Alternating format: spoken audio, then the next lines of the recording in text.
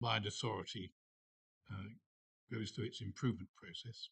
And it's also because of the historic way that we've scheduled the meetings for the Audit and Governance Committee, which have been rather too close to the main board meetings.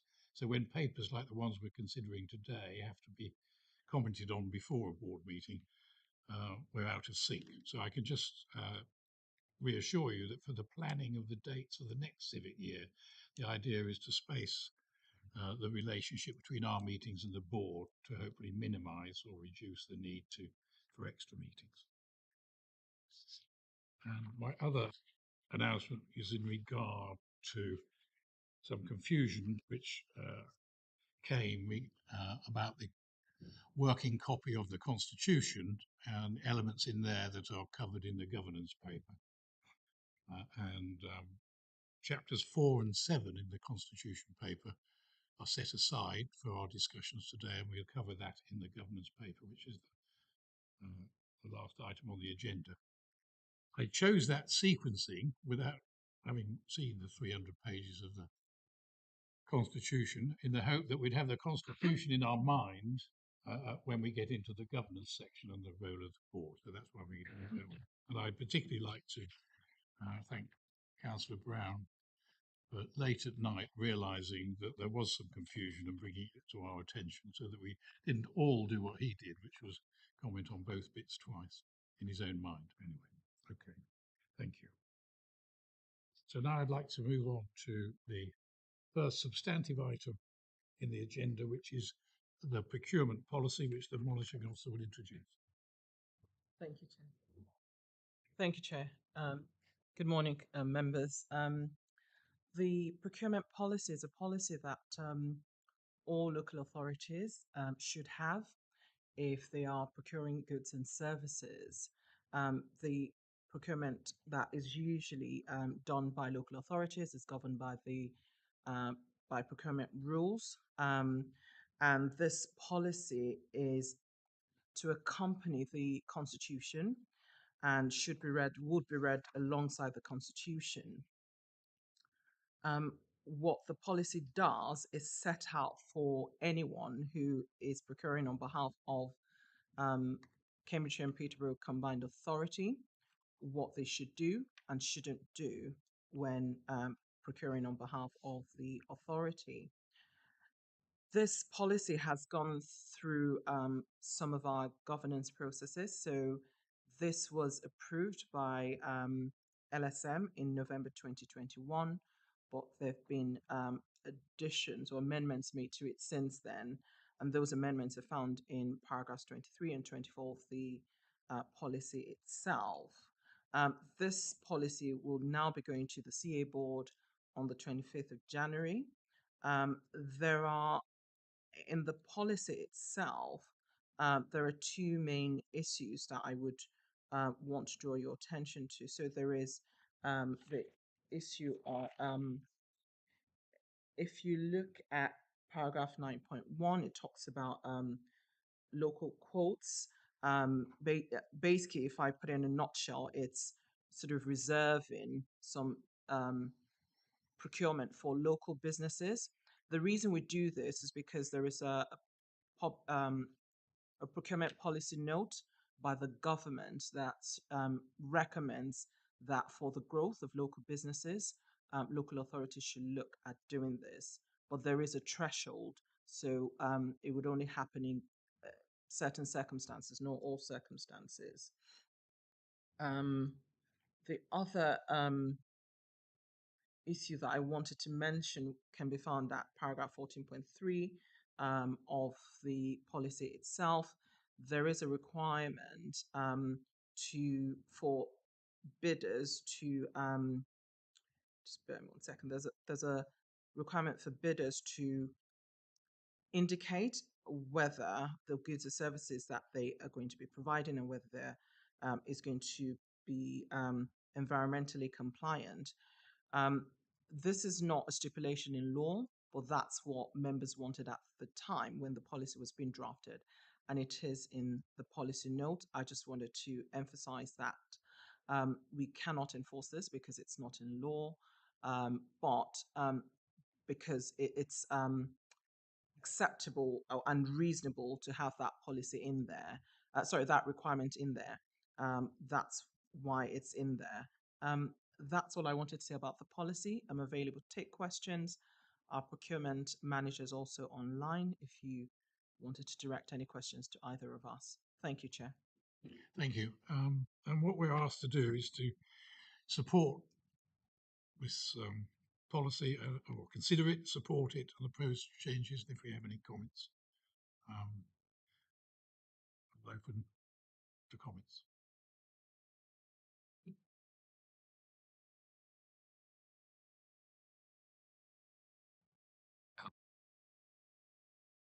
It's the middle one. Yeah. Okay. Thank you. Yes, I was interested in the environmental credentials of our suppliers. But I suppose the other question is, how would you know? Because um, I mean, is there a sort of accreditation um, system being developed so that you wouldn't have to go and do the legwork yourself to establish what the credentials might be? I just for the future, I think there really needs to be, doesn't there, a sort of register of local government suppliers and whether they, they are responsible in that respect or not. And it's just a question. I can answer that, and I can ask the procurement manager to come in. Like I said earlier, it isn't a legal requirement at the moment, so we can't really discriminate against any operator or bidder on those bases. But I suppose the way that legislation is moving, I think at some point there might be legislation that maybe compels that, and at that stage we can look at that. What we look at the moment is social value issues, and it is arguable that maybe environmental issues could come under social value. I don't know whether our procurement manager would like to say something as well, Chantel. No, hi, morning. No, I agree. It's all brought in with under the social value when we're evaluating suppliers. Until new legislation comes in, we're bound by the current legislation.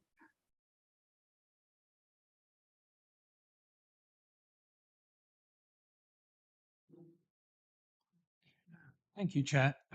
As a couple of questions, I'd like to pose if that's okay. So, and it's mostly on the issues actually that you highlight, that the monitoring officer highlighted in her opening remarks. So in 14.3, so this is the section on how bids are to be evaluated. It says quite clearly that some of these criteria, aside from kind of quality and price, so sort of all these other things around kind of social values, environmental values, they'll be used to the extent permissible by procurement legislation. I wonder if you can be kind of totally clear, kind of as we sit here now, what is the extent permissible by procurement legislation as we sit here now to incorporate those criteria into the assessment framework? I'll answer and then I'll ask Chantel to come in. So every local authority is bound by best value regulation. So we would have to look at money and general best value. What's the best value for taxpayers? So that we're obliged in law to look at. So there's a Social Value Act. We can look at things on the social value. The only exception is things to do with the environment. But there are other legislations that we may be able to kind of look at. But what I am saying is, so if someone bids and, for example, they don't provide us with any sort of information about how this impacts environment and things like that, it is difficult to exclude them on those bases. So that's what's meant by up to what the legislation requires. I don't know whether Chantel wants to add a bit more to that. No. Thank you. So if I have a concern about this policy, and I mean, I would very much like to live in a world where the procurement legislation did allow us to use these criteria in a much more discriminatory way, and I see the desire for that shot through this document. However, this is, one of the objectives, it seems to me, of the combined authority would be to encourage a wider range of businesses to bid for work with the combined authority. And one might think particularly of small and medium-sized businesses.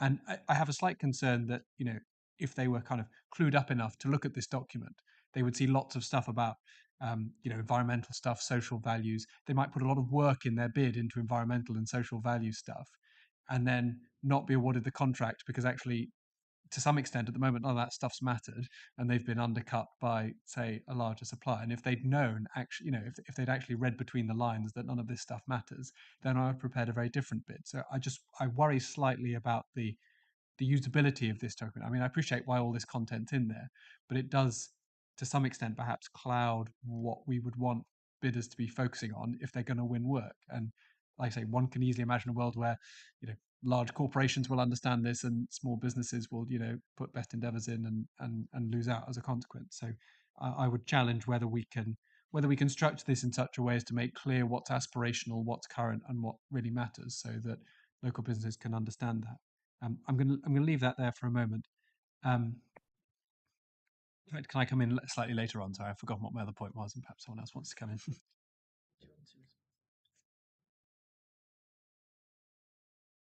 Thank you, Councillor Atkins.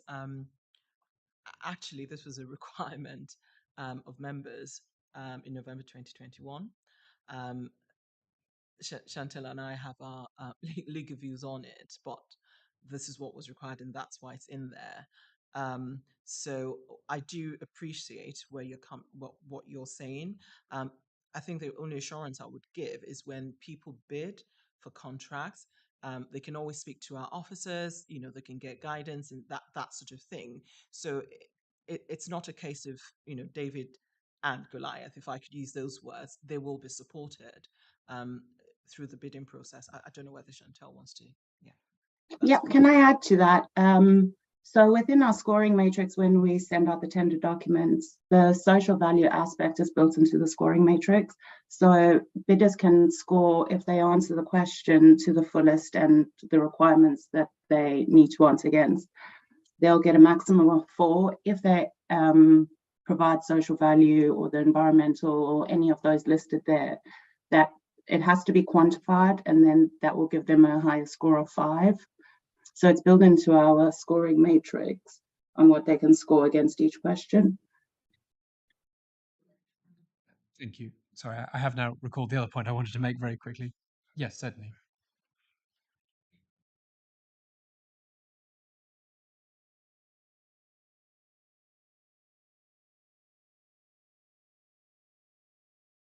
Sorry, the whether it is misleading or how the authority expresses this aspiration for social values to be reflected in the procurement policy.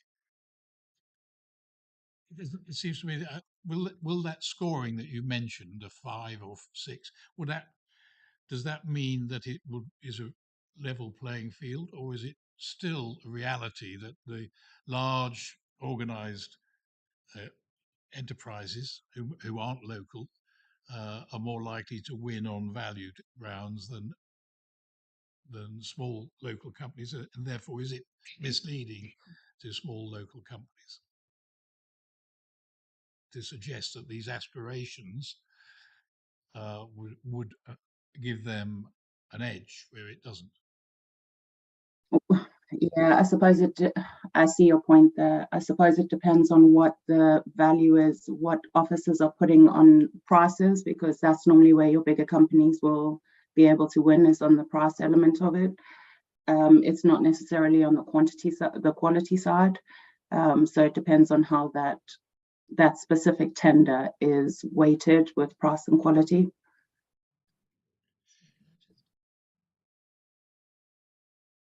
I was just going to add the social value element. That's just one part of the scoring process. So there are other things that are looked at. And like I said earlier, the Social Value Act is a law, so we can score on those. The only thing that we can't do is exclude someone from bidding because they haven't put forward environmental um, uh, uh, um, uh, reasons why, this should go to them, if I could use those words. They haven't set out the environmental impact. We can't exclude, that's the only thing that this affects. So it's the exclusion. So it's that bar from coming in to bid. But once everyone bids, then we start to score, and social value is one of the criteria that we score on. So I think this should be looked at in the round. It's just one element of the scoring. Thank you, Chair. Thank you. Isn't that, sorry, Ian, do you want to? I think it's useful to get this item clear in our minds before we move on.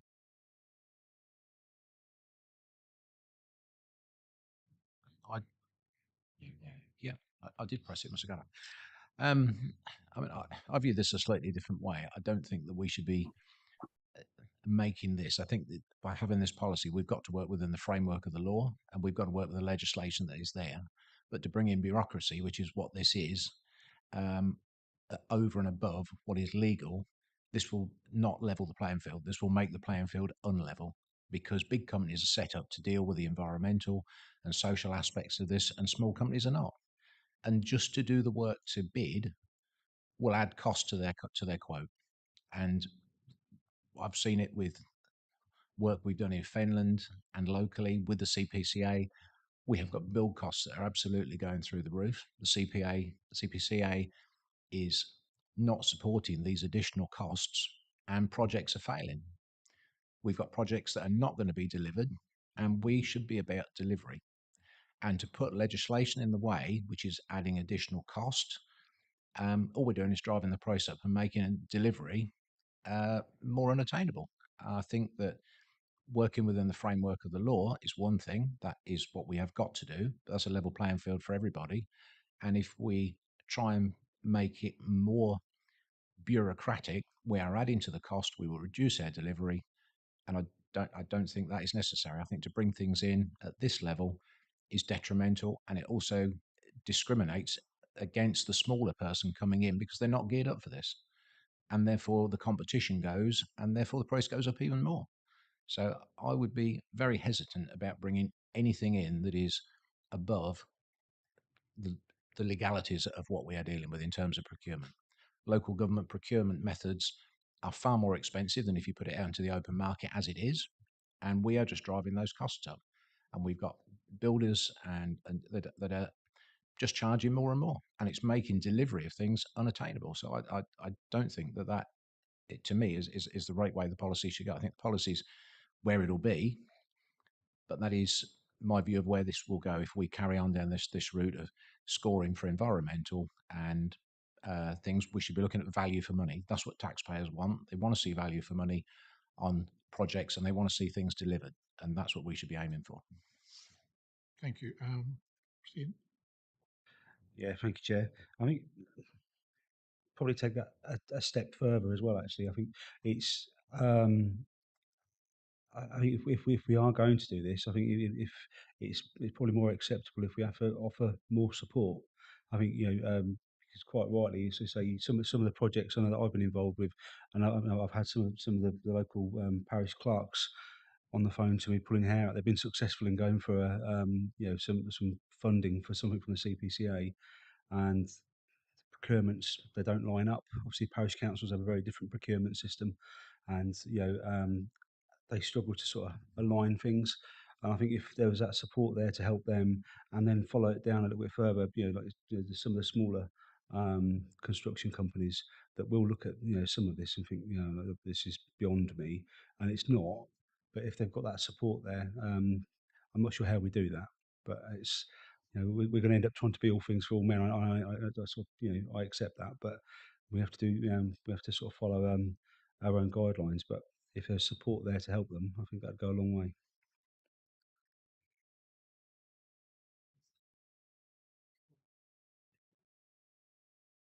I think we're flying a bit blind in this conversation because we haven't got a profile of tenders by size or corporate profile or the scores that have been attached to social environmental elements of tenders. So we kind of don't have a view of the problem that we're discussing. Now, I think it would be helpful for analysis and assessments to be made of what's been happening with the tendering process since the combined authority was constituted, because that would give us a good view of what's going on. For all we know, the tenders could be been consistently won by a handful of the same corporate companies who are capturing a very large percentage of the total value of the tenders awarded. And on the other side of the coin, very few tenders won by the local companies and consequent low value attached, so that policy wouldn't be working. And what it might actually reveal is that there isn't real competition in the market. There's just competition between an oligopoly of large corporate consultants and contractors. We just don't know. But what my view is that the tendering procurement policy should be one that aims to have the open competition in the marketplace that presents limited barriers for competition so that we do get best value for money. Now, what best value, how they interpret that, is a matter for debate. And within that, of course, we have to attach weight to the social environmental elements of the impacts of the activities that the combined authority are engaged in. And I think probably too much weight is given to cost, because we have to have regard to social impacts, such as the terms and conditions in which the employees are working under, and the environmental impacts of the work that's carried out, because those costs could be much weigh very heavily over just the budget financial costs of a project. So I think it's a very complex area, but we need a review of how this has been working before we can make really considered judgments on what's in front of us today. Thank you. And Billy?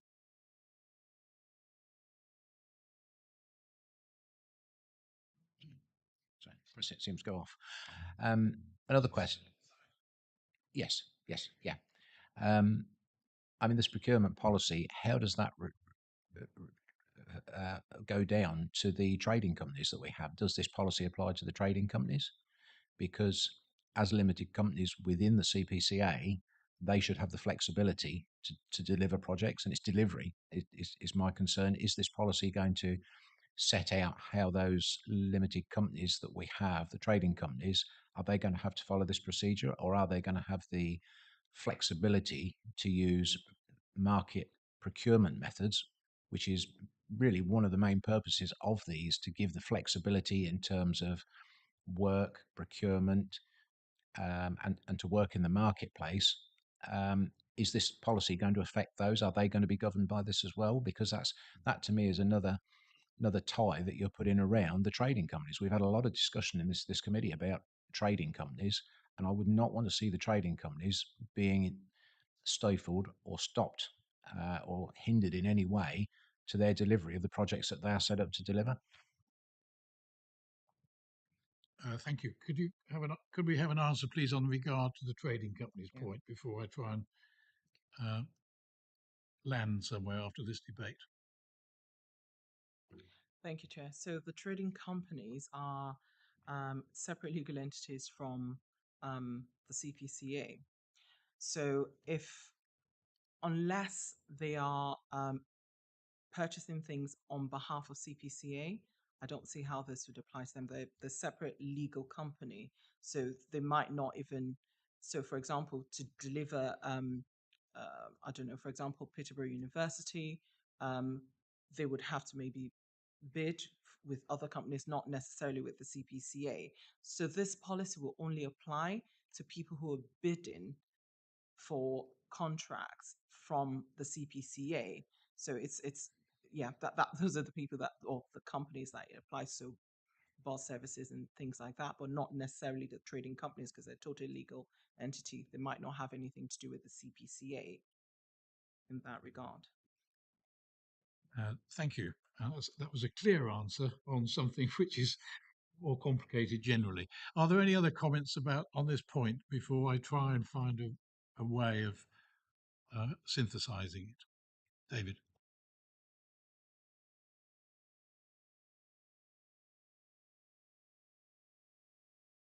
It's gone off, hasn't it? Many of the things I got written down have actually been answered in the discussions. There are a couple of things. Firstly, as a general comment, this needs to go through a spelling and grammar check because it's littered with errors, quite frankly. I couldn't find anywhere how we define a local supplier. Is it somebody who operates strictly within the boundaries of Cambridgeshire and Peterborough? Do they have to have a registered office? I just can't see how we're defining a local supplier. And just that one specific one, Edwin mentioned the paragraph 23 on urgent decisions. That needs to be reworded because in part it says this condition shall be met and this, and then I think it should have a few more ands in it because otherwise it doesn't read that all the conditions have to be met.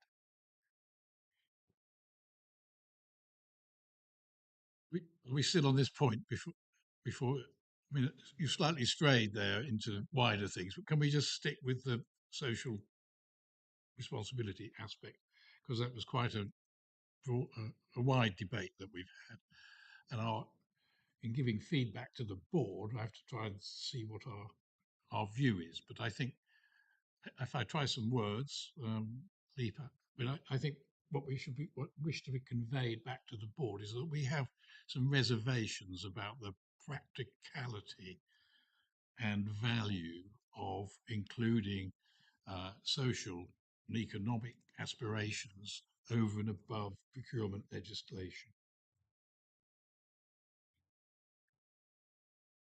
And therefore, the impact of this policy needs to be monitored over the first year to see if there are any adverse consequences, either for value for money to the combined authority or a incidence of smaller companies not achieving contracts. And so we would suggest that after the first year, we should have some data that this committee could have a look at to see how this is working out. And in taking this forward, there also needs to be a definition of what is meant by local supplier. Does that cover the essence? Are colleagues happy with that? Okay, that's a lot on one item, and it's 10:30. Nevertheless, it's going to be a hard working day because there is no value in nodding these things through if there's material points, and that was certainly a material one. Councillor Atkins has got some more points.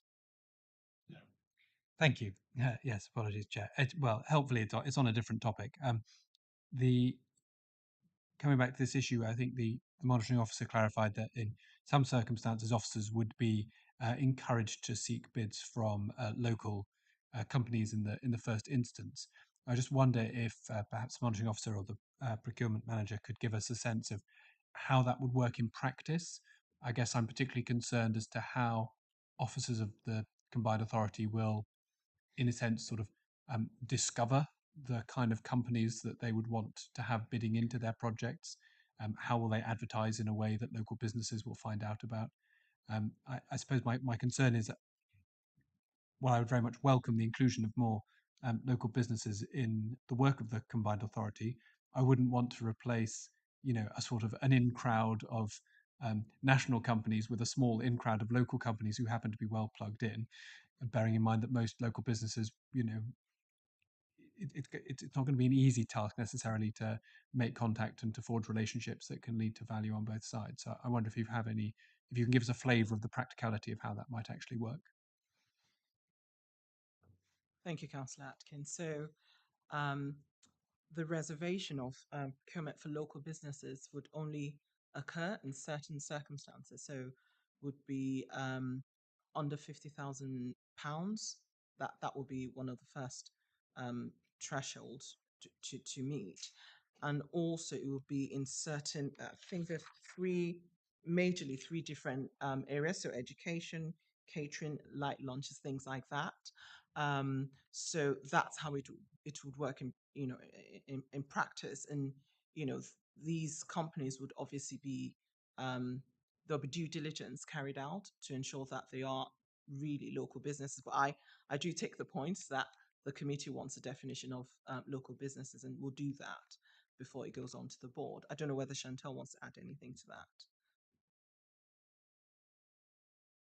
Okay, well, I mean, no, that's a very valid point. And when we have data in a year's time of how this policy is acting in practice, exposing um, uh, the effect of focus in giving preference to local businesses up for under 50,000, we need to get some understanding of how that affects the value for money of the whole operation. Thank you, Chair. Yeah, I mean, I think the more red tape we put around the quoting system, the less attractive we seem as a contract giver to companies, and also that there are companies that have to have had a proven track record of having dealt with a contract this size, and sometimes smaller businesses need the opportunity to break through that ceiling, because until you've done a contract that size, you can't bid for a contract that size, and you do not want to put restrictions there because you then monopolize the market. You put it where only the big companies can put quotes forward, and that becomes another step towards rising costs. We want to see competition. We want to see new companies through. They could be very good companies, just generally, that could offer exceptional value for money and delivery. And we are cutting them out of the quoting system by bringing in too much bureaucracy. And I do not agree with that. We should be opening the market up. That's where your competition comes from. That's where your market value and benefit comes from, by having companies that work to this level. So I think, John, you've got it fairly well taped in your summing up, and I'm sure when you do your final sum up, you'll cover it quite adequately like you usually do. But they would be my concerns with the points that I've raised here today. Any other comments on the policy as a whole? Right. Before I've got some, but go on. I just reflecting on this. I used to be a management consultant, and so I have an interest, but it's not a pecuniary interest as of now. And I've actually been on both sides. I've been a procurer of contracts in the public sector, and I've been a bidder for them as well. And I have to say that the procurement frameworks are extremely challenging for a small business. Very, very challenging indeed. And what it reduces to is a small companies will just do cut and paste of policies to say that they've got them, but it's just like going through the motions. It's not real, and so there is that side of it too. But as a procure, and I'm not quite sure which was the more difficult, was actually bidding or actually procuring. I would probably say procuring was more difficult because it was very, very difficult to find the companies that actually matched what you wanted, the jobs that you wanted done, and that in where there's continuity of contract of work that's required from a contractor, and there's the re-tendering. It's very difficult to judge the value of the previous contractor's work and their knowledge and experience that they've got that they can apply to the next contract. And so what you'll see in the public sector is contractors re-winning work on those, if you're basically on those grounds, but they're very, very difficult to score in the sort of like the open book procedure. So it places the procurers in a very, very difficult situation because they don't want to push the company that's done a really brilliant job for them, and they've got a really good working relationship, and they know they can trust them to deliver, and so on and so forth, through a very sort of hard line, narrow criteria based procurement process. So this is a very, very difficult field to operate. Thank you. Perhaps in addition then to what my summary of earlier, that we recognise the challenges, particularly for small businesses, is the bureaucracy associated with the procurement framework, and we would urge every opportunity should be taken by the combined authority to simplify that whenever it's can be done. Okay, I think we got to bring this item to a close, but I've got one thing I'd like to raise. I wasn't sure to what extent this new policy was driven by weaknesses of how these policies were managed in the past within the combined authority. I have an anecdotal sense that in some areas the importance across the authority of complying and implementing policies isn't always embedded in the DNA of the staff. I therefore believe that the policy should propose that the policy include a requirement for an annual review of the nature and arisings of contracts, particularly, and I think of my MOD background on this, where there's single tender action. So I would ask that a paragraph requiring that to be reviewed within the authority each year on the behaviour of the contracts is included.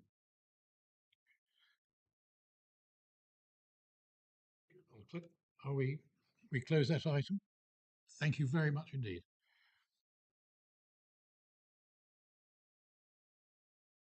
It was only pages 4 to 42. We're now moving on to pages 43 to 587. And I'm not, sorry, just going back on that Councillor Brown thing about it needs the spell checking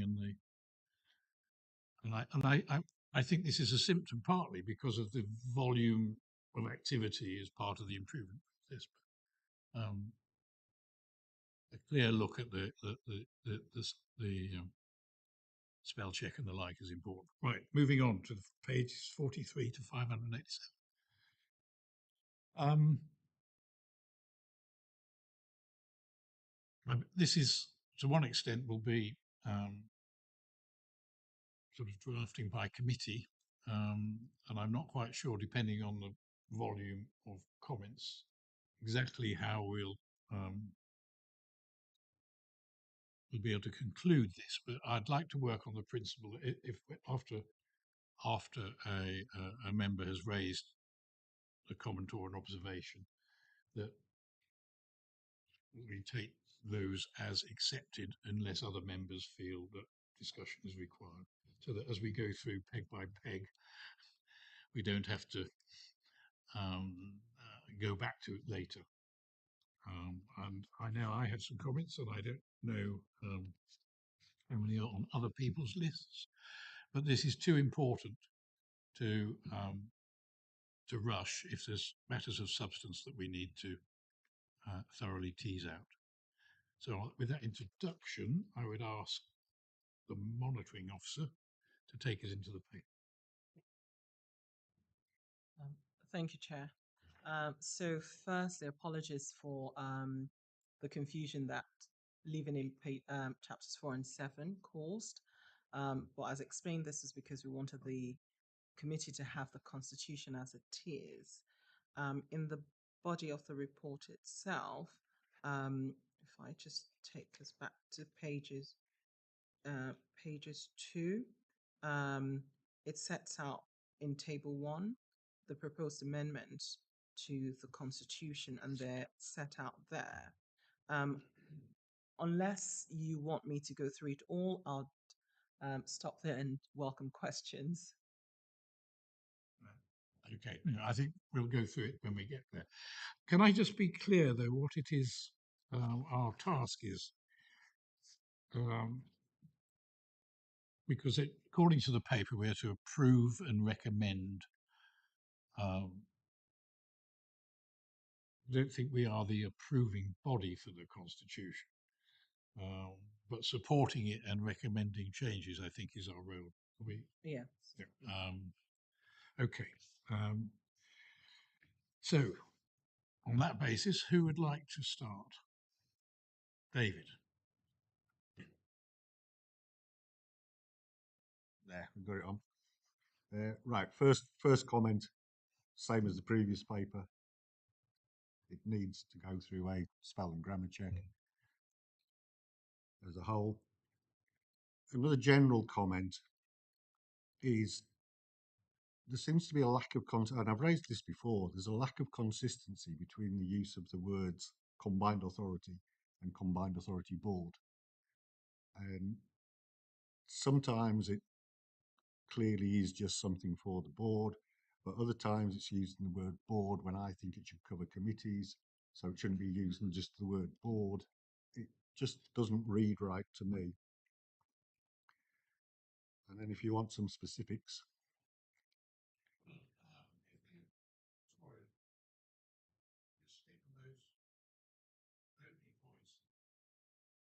Previous paper, grammar, spell checks,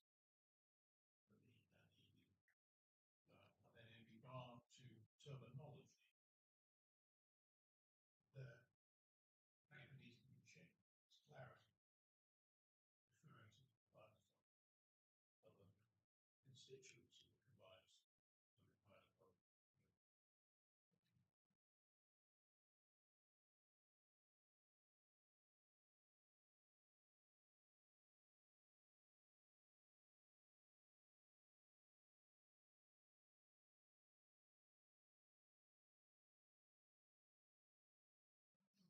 Just one or two very specifics. If we go to page 328, it's para 2.2.2, where somebody ceases to be a member, Constituent Council then appoints or nominates a replacement. Why are the words or nominate in there? Surely it's up to the Constituent Council to just appoint the replacement. So I don't understand why the words or nominate are there. Same paragraph 2.2.5. Why does it take 14 to 31 days for a new appointment to take effect? Surely if a constituent council says, I'm replacing Joe Bloggs with Anna Bloggs, it should take effect there and then, not a 14-day gap before it takes effect. Can we just, let's just pause on that. That's a sort of fact check.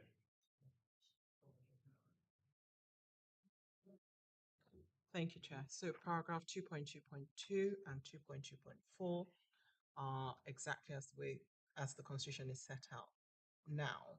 So that hasn't changed. That's the Constitution that I met when I joined. So I didn't. There were a few things that needed changing, and I felt those weren't. I didn't need changing. But if the view of this committee is that needs amending, then I'll take those points and put them before the board. Are we happy with?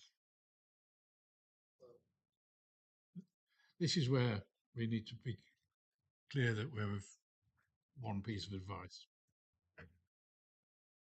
My understanding was that the appointments are ratified by the board.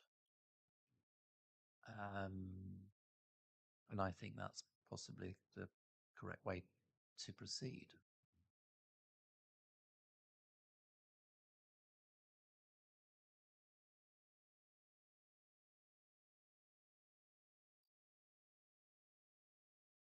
So we leave that there, or David?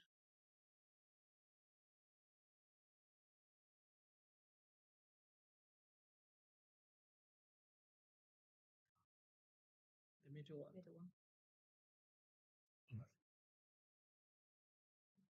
Yeah, thank you. We are here considering changes. I think those changes should be made. I don't see why there should be a gap of 14 to 31 days for a replacement to take effect. And I don't see why, when the previous, in 2.2.1, the constituent councils appoint a member, and then if they're doing a replacement for that member, they're asked to appoint or nominate. It's just inconsistent to me.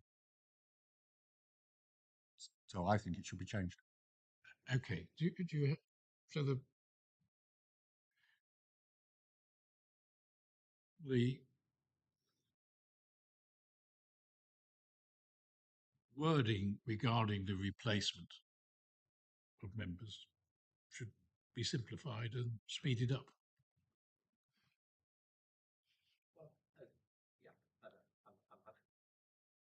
I'm happy for that. But I think we have to accept that it's the board will make a decision on it. So it is a change in current practice.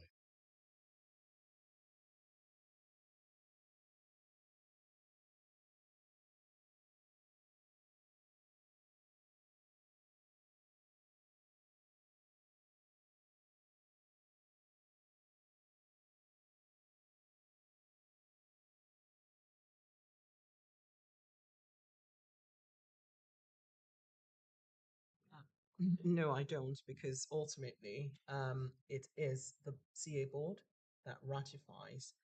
So if any word could be deleted there, it would be a point.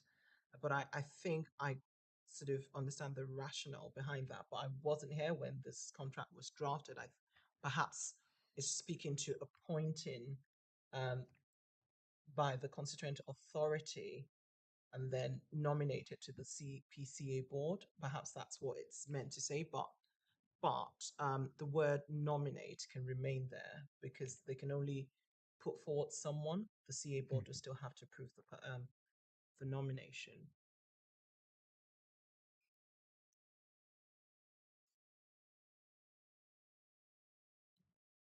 We just leave that, note the debate and ask that that be simplified as much as possible, and that the waiting periods be simplified so that they are similar to the initial nomination of a member by a constituent council, because it was David's point.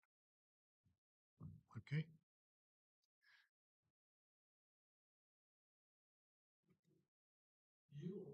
And new, if we're in the market for new, yeah.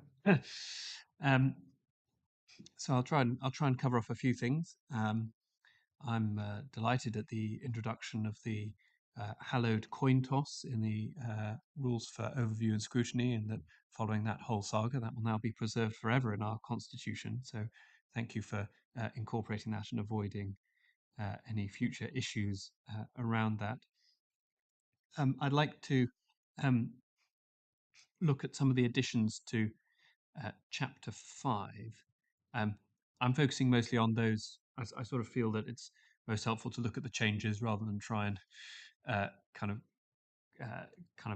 toothpick through the whole constitution. So one of the additions in chapter 5 is this issue of questions by combined authority board members. So that's chapter 5, 533. So in our pack, I'm going to look at it in the new constitution. So that's page 354, I think. Oh, sorry, 353 questions by combined authority board members. I just wonder, is it sufficiently clear who can be asked questions about what? Is my concern. So in 533.1, it says that a member of the board may ask a whole kind of range of people, so the mayor, another member of the board, I think, well, another combined authority member, I think perhaps referencing Councillor Brown's point. I'm not sure what a combined authority member is. Is that a member of the board? Is that anyone who has anything to do with the combined authority, or the chair of a committee? A question without notice when that item is under consideration by the CA board. I suppose, as written, does this mean that a member of the board can ask virtually anyone else a question about almost anything, even if it's not directly relevant to their portfolio? I just, and is that in the intention? I mean, it may be the intention to allow any member to question any other member about any item, but that's how I read it, and I wonder if that is indeed the intention, or if it is, or if the intention is that when, say, the chair of a committee brings a report, a member can ask a question about that report, rather than a slightly more open season, which is what seems to be presented. So I wonder if I could have a response to that, please. Thank you, Councillor Atkins. So the definition of a combined authority member is found in the 2017 order, and it's any member of the 7 constituent authorities of the CPCA. So, which automatically would be a member of the board. So I thought to kind of explain that. The thinking here is the constitution that I met doesn't make it clear that combined authority members can ask questions of other combined authority members when there is a meeting. That's why 5.33.1 has been inserted. So what this does is it allows combined authority members, when there is a meeting ongoing, to ask questions without any notice if the item is under consideration at that meeting, or any minutes from another committee. As long as it's under consideration by the board, then a combined authority member can ask questions of the people that are listed. So the mayor, any other member on the board. I don't know whether that's answered your question. Yeah, sorry, you said a combined authority member is a member of any of the constituent councils. So that's some 200 people, no? So that's what I said. So I said, sorry, maybe I should go back and combined authority member is a member of any of the 7 constituent authorities, and I said by extension, a member who is on the board. So any board member. Okay, so if I simplify it, it's a board member basically, but from the 7 constituent authorities. I was just trying to explain how it's set out in the legislation. I hope that clarifies. So that, I mean, I think another board member would, you know, I think as Councillor Brown has said, we need a bit more clarity about about exactly how we're using these terms and why we're, you know, what we're seeking to accomplish with those. It doesn't really answer my question about the kind of sort of open season aspect of it. So, to give an example, if we imagine that we were the board and, you know, we were discussing some item, could I suddenly turn to, say, Councillor Brown and ask him a question about something totally unrelated to, you know, it might not even be his report. It might have been a report brought by, you know, Councillor Corney over there. But can I suddenly ask a question about it to another member of the board? Do you see the point I'm getting at? I'm not sure what we're seeking. Is the intention that it's a complete free-for-all, that any member can ask any other member of the board anything at any time? Or is it that, or should it be more restricted to, you know, the item under consideration and the person who's brought it, for instance? So it is really directed at any items under consideration, and perhaps that, you know, maybe that should have been spelt out a bit more. But my view was, if there's an item under consideration, it would possibly come via a report, and there'll be a lead member on that report. So my view was it would be difficult for any member to then just turn to any other member and ask questions, because there's an item under consideration, and the names, there are named people that are responsible for that report, so the officers and the lead member.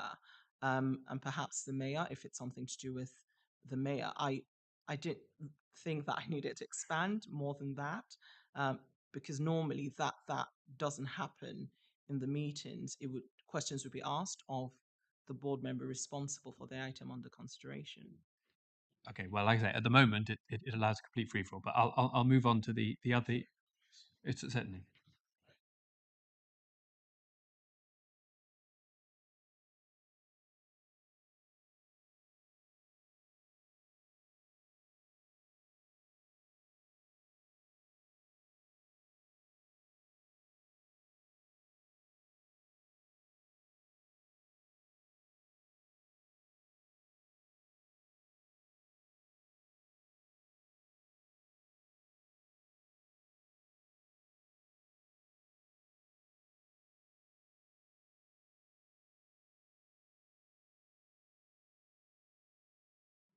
which is combined authority board members. But the reader doesn't go backwards and forwards between titles, so that needs to be clear. It seems to me. I think what is less, and also it says in 3.3.1 when that item is under consideration. So I thought it rather didn't make it free season only when that item was under consideration. That's how I interpreted the words. Does that? In fact, fine. I mean, if we feel that gives it sufficient protection, I'm happy to move on. But you may need to review it if, if the board finds that that can lead to kind of sprawling debate. If I can move to the other addition into the other major addition into chapter 5, I think, which is the strategic policy debates. So this starts at 5.44 on page 356. For those still following at home, or even here. So strategic policy debate. So this is, if I understand correctly, this is a brand new edition. I mean, it would be helpful to have some flavour around the thinking about what the purpose of this is. Why is it important that we include this? I'd also ask just some specific questions about it. It gives a long list of people that the mayor needs to consult with, but not really what that consultation should look like or what the purpose is. It just say, we're going to have one, or I think it would be a good idea if we had a strategic policy debate, or what it is. And it's not clear who attends. I don't know if that's left deliberately vague. I mean, in 548 it says all members will, wherever possible, receive a briefing paper in advance of the meeting on the policy to be subject of debate. Given that the mayor's just consulted with just about everybody, I don't know if that then means that the members of the the members of the board, the members of the overview and scrutiny, members of audit and governance, or does it mean a smaller subset of members? And then also in 550, they can also to invite representatives of constituent authorities or partner organisations. Again, it's not clear. Is the intention that that's elected members, or could that be is that officers? I mean, I think I can imagine this being a welcome and useful thing. I just don't I don't quite see it clearly at the moment, and I wonder if we could clarify perhaps some of those points. Thank you, Councillor Atkins. Points noted. I think sometimes when you're drafting a huge document, you're in your head and you think everybody understands what you're trying to say. So I think the take home for me is to go back and amend the CA and make it very clear that we're referring to the board, and maybe sometimes to expand on what's meant by representatives of constituent authorities. And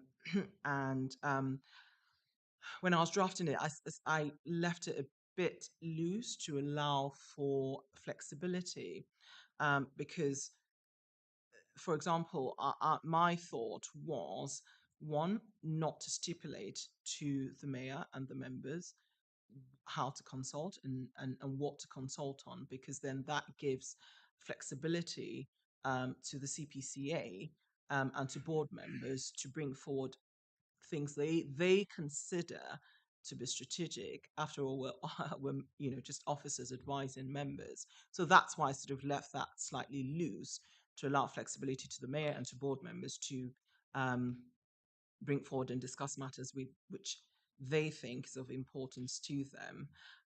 I've left representatives of constraint authorities slightly loose as well, because my thinking around that was there might be a policy, for example, the climate policy, that not necessarily members need to attend. Constraint authorities might think we would rather like one of our experts on this to attend and represent the constituent authority. So that was my thinking around that. I didn't want to make it so prescriptive. There's no flexibility. It's sort of to remove the bureaucracy, as it were, but so things can be done practically. That was my thinking around that. But if the committee wanted a bit tighter, then we can look at amending that and putting it before the board.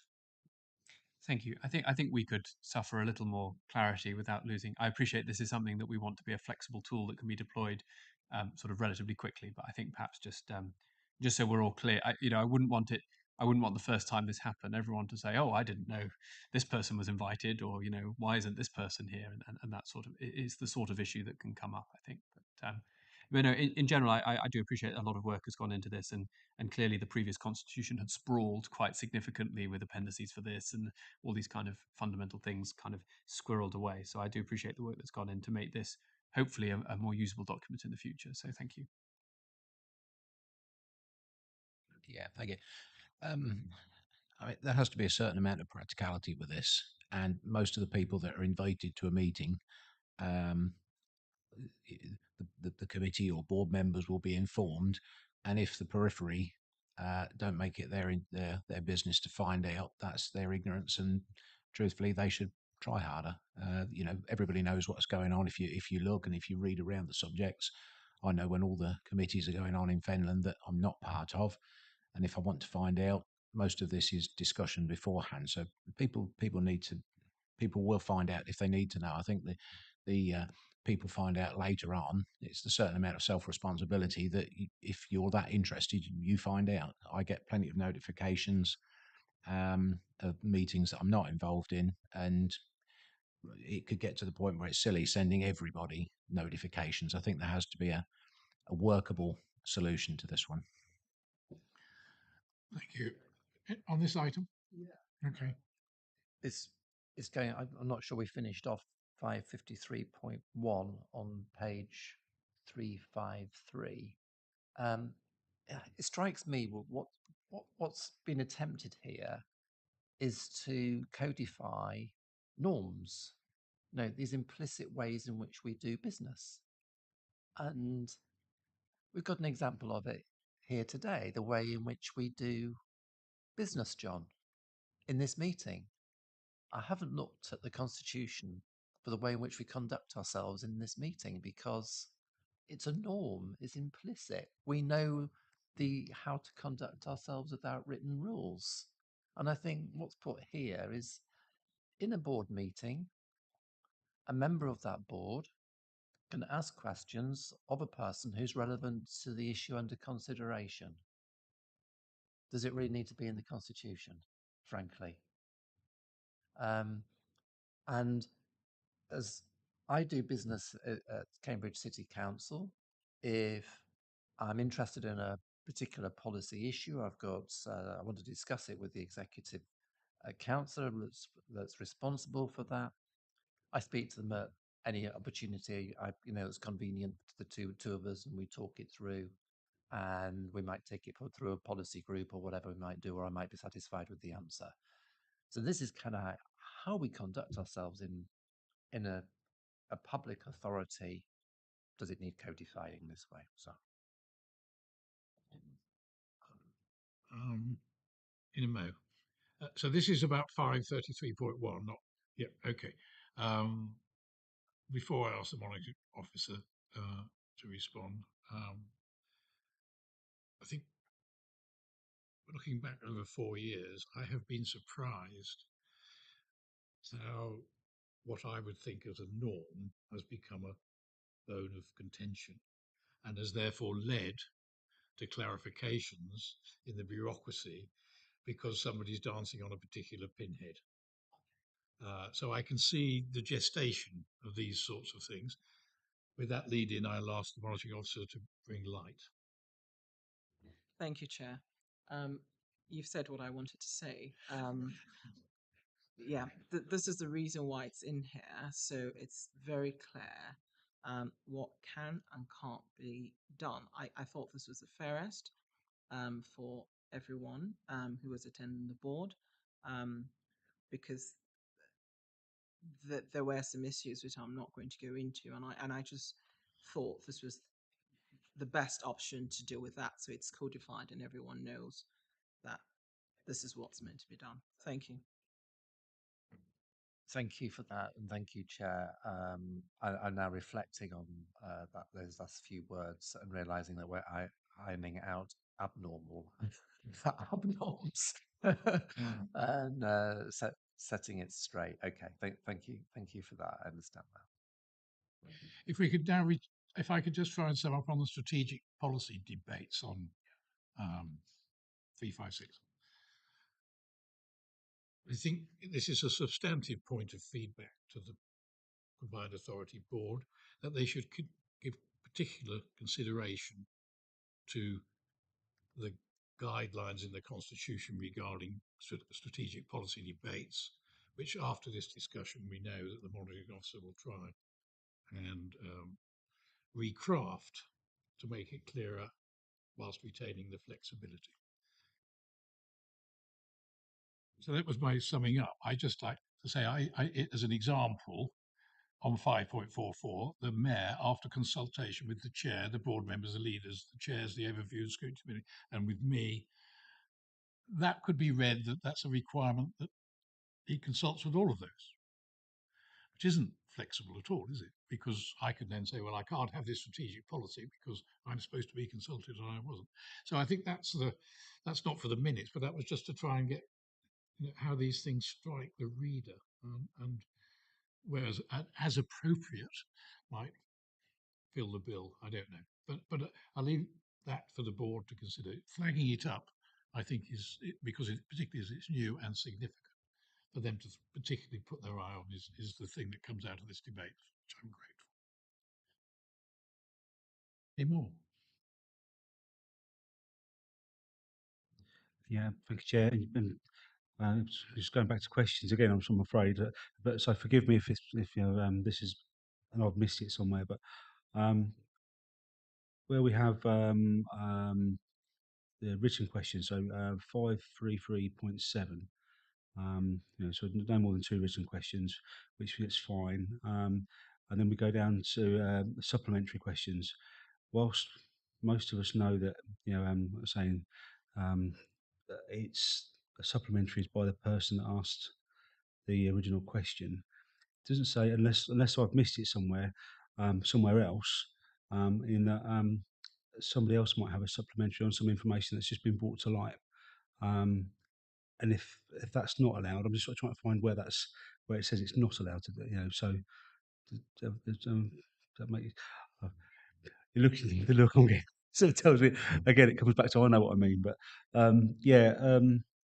we're saying like then to 533.9, the supplementary question. It's sort of saying, but we know it's to obviously the original person that the question was asked to, but it doesn't say necessarily that the supplementary. I might ask the first question and a supplementary, and then somebody else might think actually there's tease something else. Something's just come to light, and they can tease something further. It just doesn't say there that they can't or they can. So it's just unless that's somewhere else and I've missed it, I'm hoping that I've either found something or I've just proved that I'm an idiot.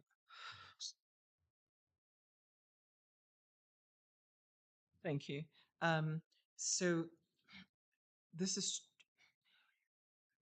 sort of to restrict the number of questions and the timing that would be allowed for questions. Otherwise, questions could go on.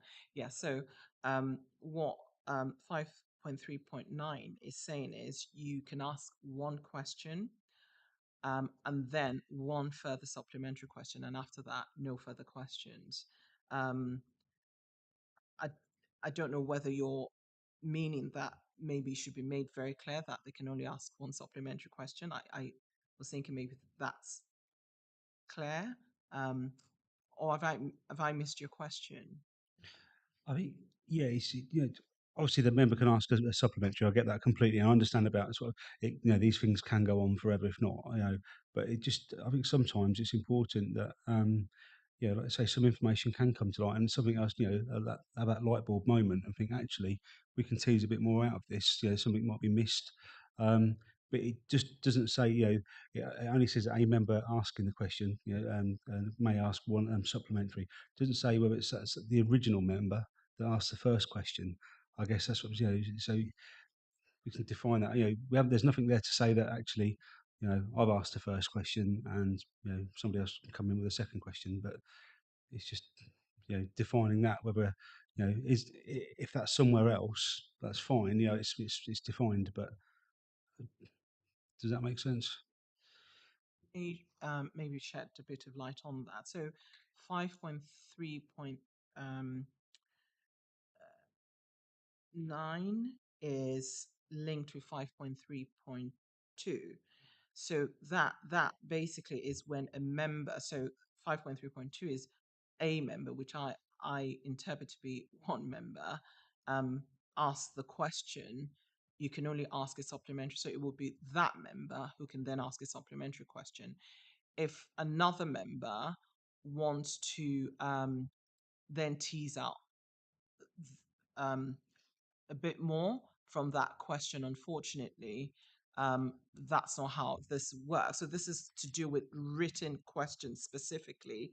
So perhaps then they could ask that question under five, I can't remember, that we've just discussed, questions without notice, then maybe they could ask that question. But under this rule, which is to do with written questions, you can ask one question and ask a further supplementary question, and that's it. Does that answer your question? Yeah, I can't. Yeah, I completely understand what you're saying. I'm just guessing it. Sort of getting to the point that it doesn't actually say in that section there. Then does it? That there's nothing um, elsewhere to say that somebody else can't come back in on. Doesn't, whilst we all go by the rules that have you found it somewhere else? Have you? Yeah, I think the only way that member would be able to ask a question if they'd already submitted a written question. So that other member, if they haven't submitted a written question, Yeah. then they can't ask a, a question or a supplementary question. So even if, say, member A sent in a written question, they then asked a supplementary question, that's the end of that. Yep. So if member B then wants to pick up on that, unless they've submitted a written question, they can't do that. The only way maybe they could do that is if that matter is under consideration, then maybe they could ask the question. But if it's not under consideration by the board, then they can't ask the question then. Completely get that, this is what I understand it completely, but it just I think in 533.9, maybe then at the end there, no other member may ask a question, a supplementary. Then there's probably what needs to be added. That's kind of what I'm getting to tease out. I know from my experience on ONS, it's sometimes quite frustrating where something would come up, and you actually think, what about? And I know, sort of not allowed to ask the question. So,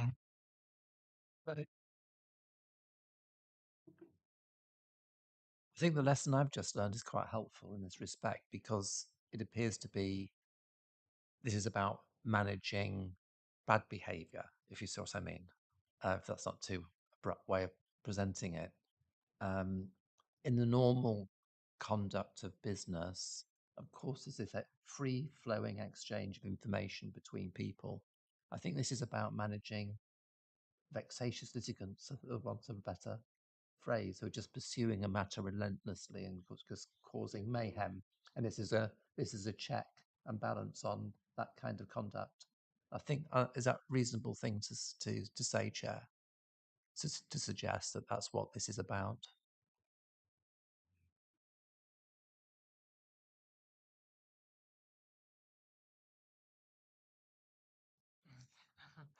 No, that's not. Yeah, these are normal things in a lot of constitutions.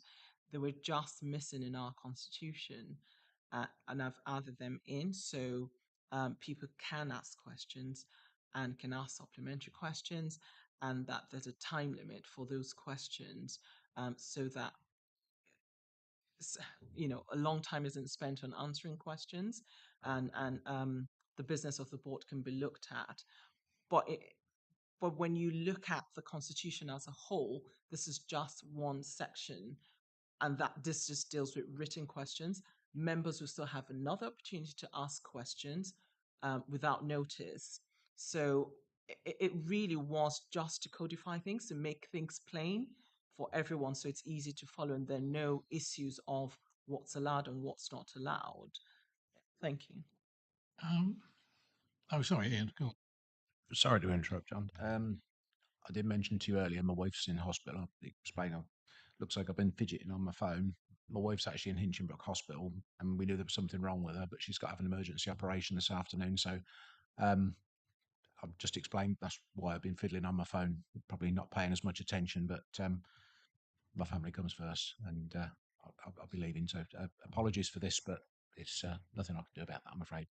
Thank you.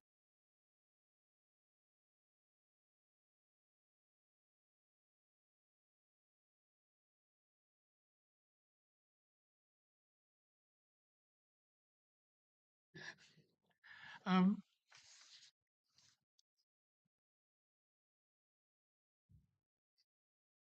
these are interesting discussions, and I read that sentence at 5.33.9, and it's rather like the arguments I have with my wife about whether or not Jane Austen is a good writer. You have to read a sentence more than once; it's not written well. And there's quite a lot of Jane Austen I find like that, and I get into trouble when I say it. And I can't understand that sentence. And I think maybe because there's too many words in it. Because the essence of it is, if I understood it correctly, is that somebody who's made a question under 5.33.2, only that person can ask one supplementary question. And but the sentence is clogged up with without notice of the member to whom the first question was asked, which shall be put and answered without discussion. I don't understand any of that, and I wonder if it is necessary. So I think our recommendation is to the monitoring officer to relook at the wording of 5.33.9 before it goes to the board to try and clarify. And I would say only a member asking a question on Rule 5.333 may ask one supplementary question, full stop. When in doubt, knock it out. But we're not drafting by committee, we're just conveying our reaction. Okay?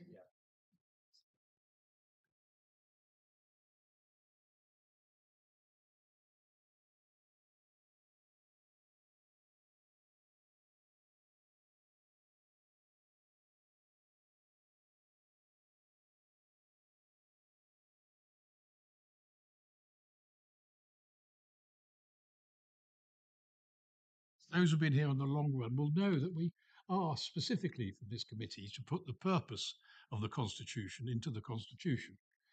And that has been not carried over from the previous working copy. And I would ask that it be reinstated. And just for those, this Constitution sets out how we work, how we make decisions, and the procedures we follow to make sure our work is efficient and effective and is both transparent and accountable to local people. Some of these procedures are set by law, whilst others are ones we have chosen to follow. And we felt a couple of years ago that having something like that at the beginning will help the non-educated reader to understand what the document's about. So that's simple. In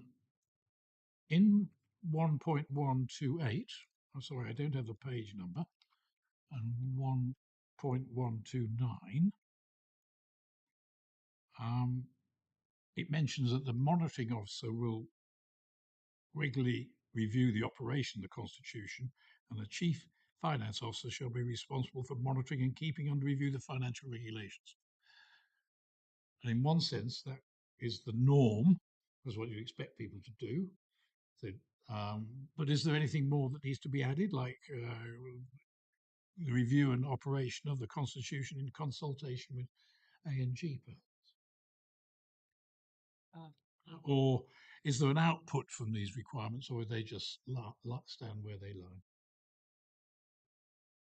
So these are the usual terms in most constitutions. If you look around, it's just, well, this is really part of the statutory duty of the Monetary Officer and the Chief Finance Officer. Obviously, if there are going to be amendments, some constitutions will have mechanism for the CFO and the MO to amend minor things in the constitution, and for bigger things to come to, for example, ANG and then the board. But these are standard terms, unless you're suggesting No, amendments. I'm not, Then I just wanted to raise the point. So I'd now like to move on to the terms of reference for the Audit and Governance Committee on page 462. There are a couple of, and it's been much expanded, the terms of reference, reflecting the sorts of decisions we've made over the recent times, such as subsidiary companies and our responsibilities. I think would a format and grammar check they would certainly benefit from. And I wonder whether this is the time to correct the realities of choosing the chair and the vice chair, because it has always said that the combined authority board will choose the chair and the vice chair. The vice chair has never been chosen by the authority board. It's always been chosen within the committee. And I think that we should write down rules, unless there's a legal or London requirement that says it how it is. And then the other aspect is about the nature of the chair, because later on in the document there's a long description of how the independent person should be, independent member, I'm not an independent person, it will be recruited, and how long his terms of office, his or her terms of office, their terms of office. So are we actually, and yet every year the combined authority decides to reappoint the independent member. So we have the practicalities of it versus, should we just not write down that the expectation is that the independent member would be the chair?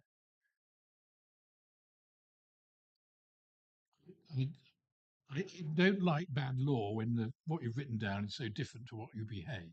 That's my point. But I'm open. I raise it, but I'm open-minded.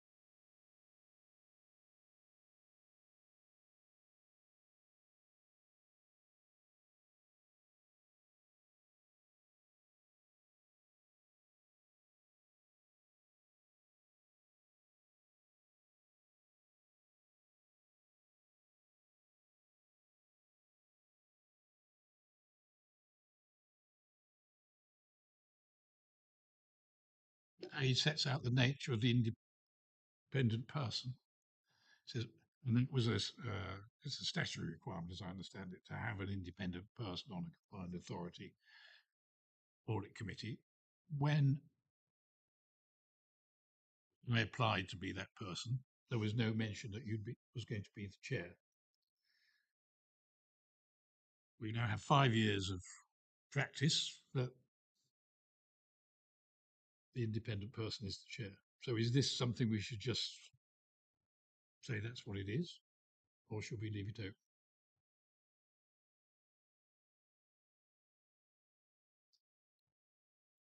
Yes, please.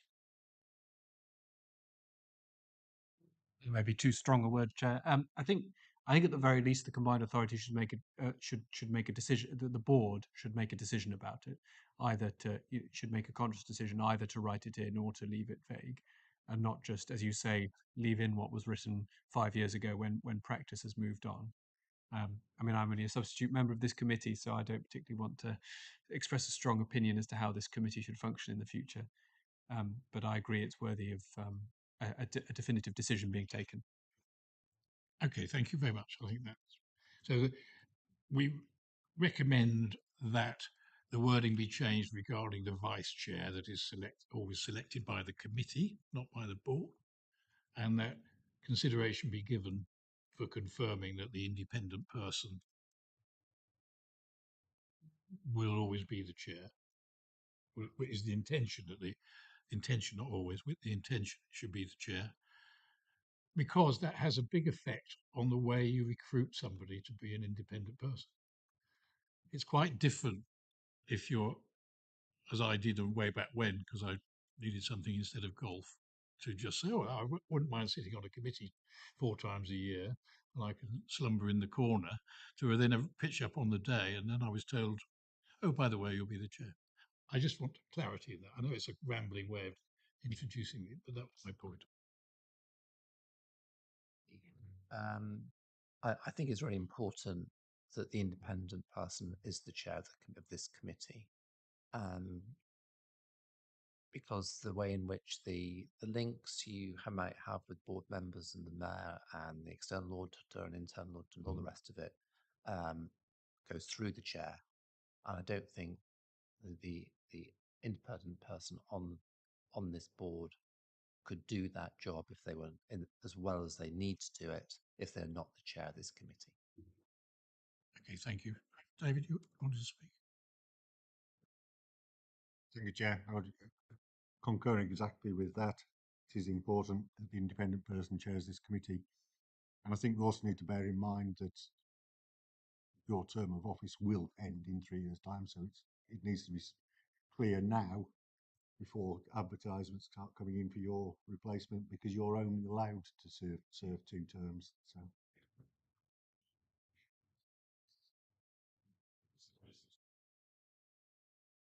quite clear recommendation to the board that A, the vice chair is selected by the committee, and B, the constitution states that the independent person should be the chair, will be the chair. Okay, that's helpful. Thank you.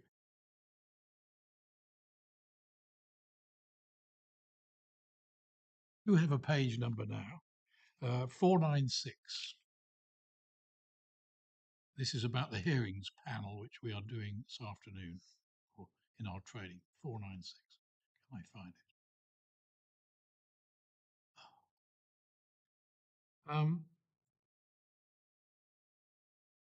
it? In the terms of reference for the Audit and Governance Committee, all it says is that the hearings panel is a subcommittee of the Audit and Governance Committee. And when I read that, oh, that's good, because that allows us to be flexible.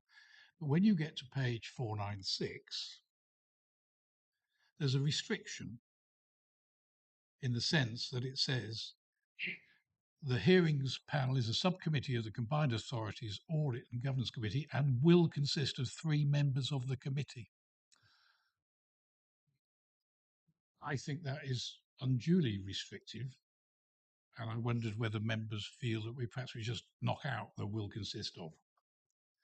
We will need a way of deciding how a panel is comprised, but if there's no constraint on numbers, that might give the debate on that more flexibility. The monitoring officer will now tell me I can't say this.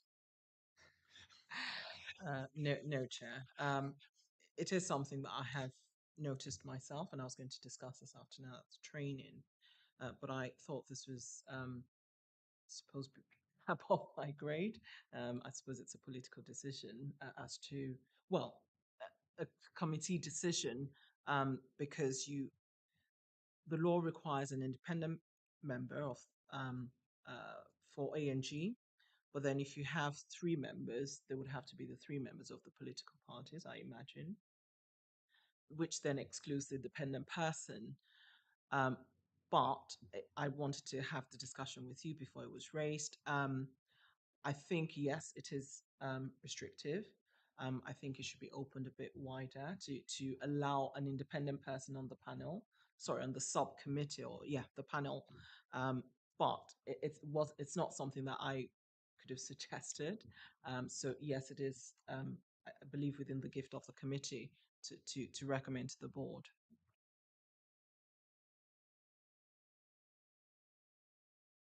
Pardon?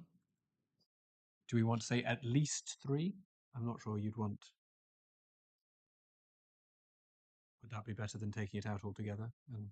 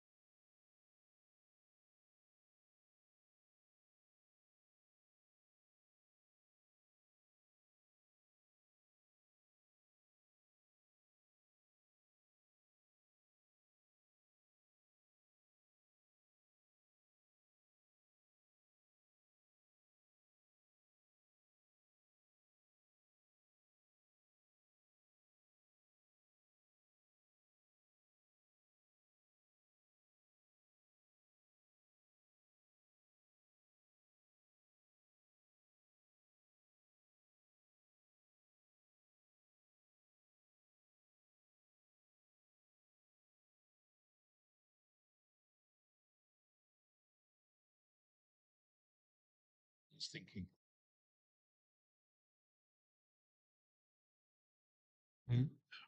That would be the recommendation then, that in 16.12.2 it be amended that will consist of at least 3 members.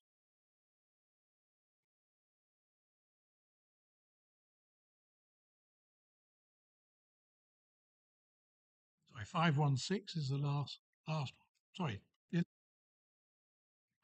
Sorry, so it's just because it's just flicked through my mind now, just on that at least, and it should one of those be the independent member?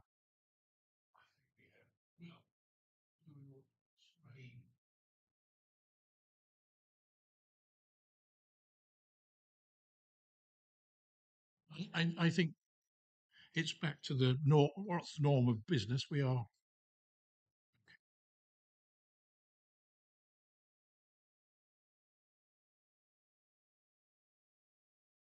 496, which is the shareholder.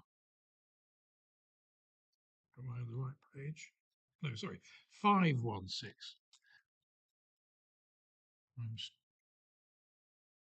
Which is the shareholder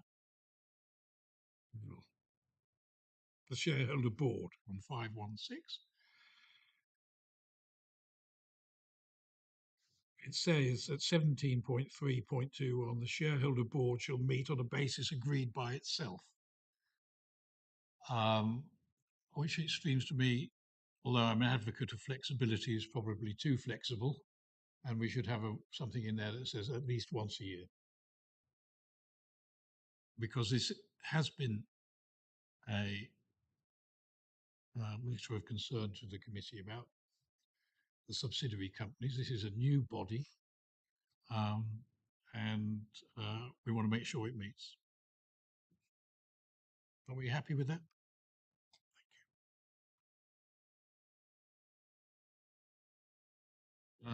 Thank you. I think that was complicated but very useful. I think we managed to tease out sort of items which the monitoring officer can just do as an editorial, and 2 or 3 or 4 matters of substance that we are going to draw to the attention of the Combined Authority Board.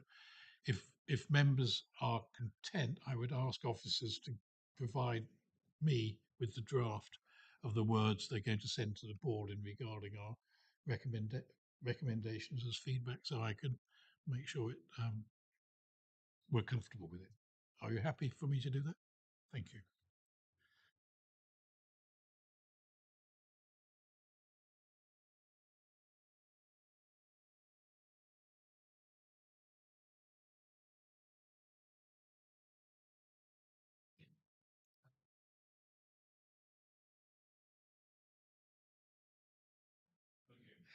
I just wonder, I did mention to officers before you arrived that I have to be in a Zoom conference at 12, which I'm going to do upstairs. So I'm not sure how that, would we still be core at that point? Probably wouldn't. So it's 12 to 1, yeah. I mean, I could, if we think we wouldn't be finished by then, try and absent myself from that one.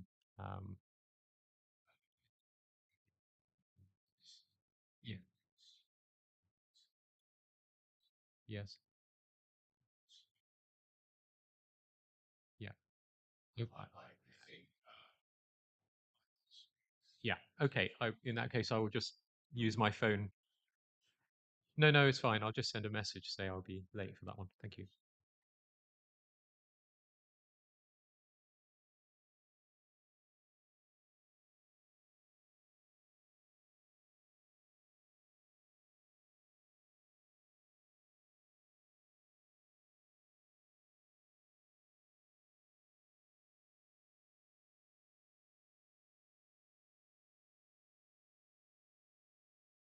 Can have the lead officer for this item. I can present. Yeah, but I don't think that's helpful. I got a message from him for the wedding.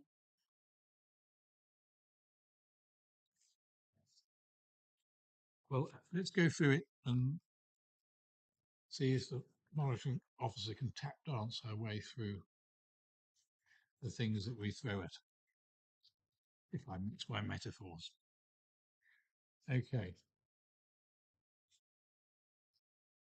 Would you like to introduce it then?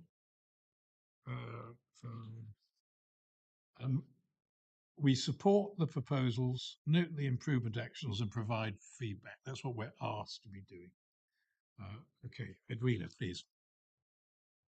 Thank you, Chair. I will do my best to present the report.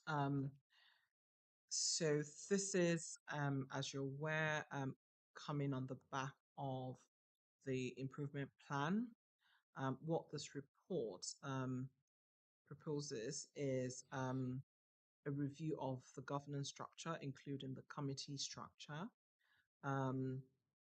And these changes will lead to a constitutional change. So if this committee does support this and it's approved by the board, then the changes will be reflected in the constitution. Paragraph 2 sets out the background, which is what I've summarized, which is this is in response to concerns raised by the external auditors. So the combined authority, as part of improvement, have set up about 5 streams.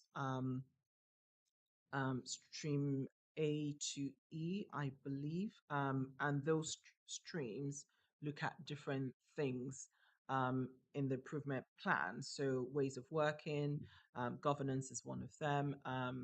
The other is sort of meeting more with the government. But with regard to the, the the purposes of this paper, it's mainly focused on governance and the proposed new structure of committees.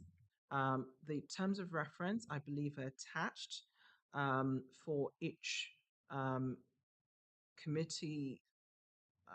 Just double, yes, they are attached, so they're found as appendices. I will leave it there. If you have any questions, I will do my best to attempt at providing an answer. Thank you. Thank you, Irina. I think I just will be grumpy in the minutes that this is not helpful to the conduct of such important business that the lead officer is not present, because it puts the monitoring officer in a difficult position and it leaves us without the proper source of advice. But with that grumpy caveat,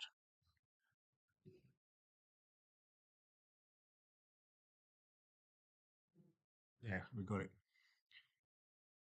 terminology one again. In this paper, we talk about thematic committees and executive committees, and they appear to me to be one and the same thing. But in the Combined Authority Board, it refers to executive committees. Why are we calling the same thing different things?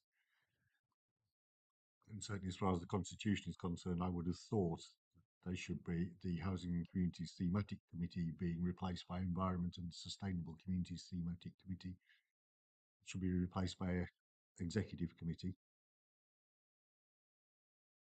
One real issue I had with all the, and again, I'm sure people knew what they were wanting to say when they said it. But in all the voting arrangements, in all the committees, it says only the voting members of the board will be entitled to vote at meetings. But surely the whole idea of these executive committees is that they're not purely made up of the board members.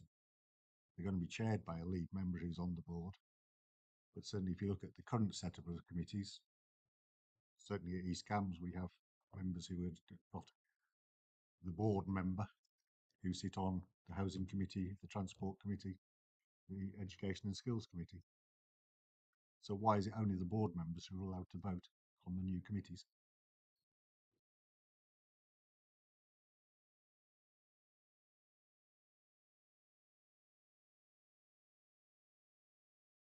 Well, Thank you, Chair.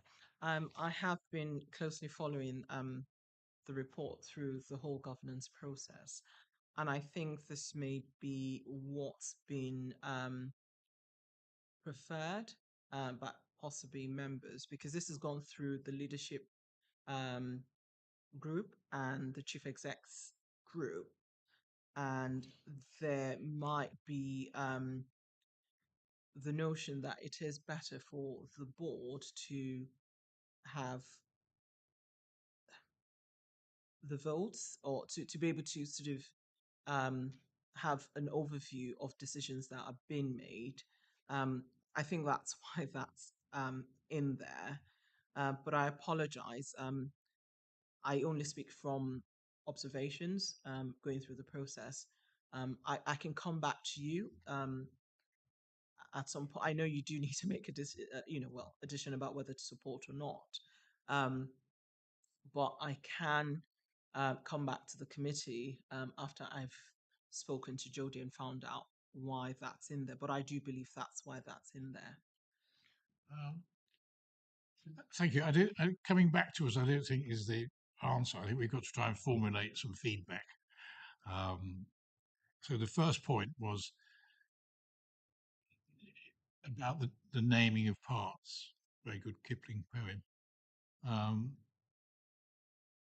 Your point, David, was that there's a confusion between thematic and executive. So what are we asking for? That it be clarified or be... One or the other, I don't particularly care which, but just use one. Okay, so that's one piece of feedback. The need to review the terminology to stick with either thematic or to have a common noun. So, yes, there's, or is it an adverb?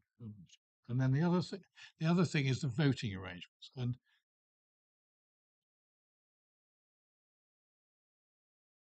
do you think it is true that only a CA board member is allowed to vote in these committees? Because I looked at one here, which was contradictory. Let me just find. I looked at the.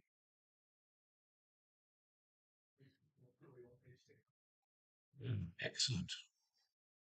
Well, not excellent. Yes, and that was the one I must have landed on.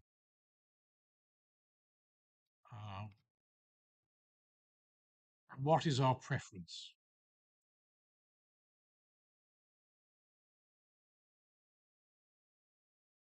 So yes, if we take, well, I'm on 608, but it's the same thing because I think it's the same wording. Only voting members of the board will be entitled to vote. And then it goes on. No, it doesn't say it there. So it varies. Does this make sense in good governance practice? Because if you take, I'm on 608, so, but I think the point is generic. You've got the mayor and the lead member for transport. Nobody else will be able to vote if there's a disagreement within the committee. Does then state down here each member of the committee is to have one Oh, vote. that's on a different page, isn't it? Does this make sense to you chaps who've voted your lives away? Thank you, Chair. Yeah, I think something has gone wrong, and I think page 601, which is uh, the the proposed terms of reference for the Environment and Sustainable Committee, where it seems that only voting members of the board get a vote, and then it goes on to say that any matters to be decided will be by consensus, and without consensus, each member of the committee gets a vote. So that kind of that box next to where it says voting doesn't have any kind of consistency to it as to who gets to vote on what occasions. Um, it would seem to me to be a strange choice because I think if I've got the structure of these committees clear in my head, it's the mayor, the lead member, and also pulling up more members from the constituent authorities. And I think it would be a very strange committee to have 2 people with votes and then 6 non-voting members just sort of hanging around. It seems to be unlikely to be the intention. And I'm not sure we as a committee, well, certainly I would find that a hard support. Okay, and there's, if you go to 608, where I landed, only voting members of the board are entitled to vote. And then it says, any matters are decided by the committee by consensus. Well, there's no consensus. The committee should apply the weighted voting rights that the combined authority board applies to transport matters as set out in the committee procedure rules. And I haven't been to the other ones. And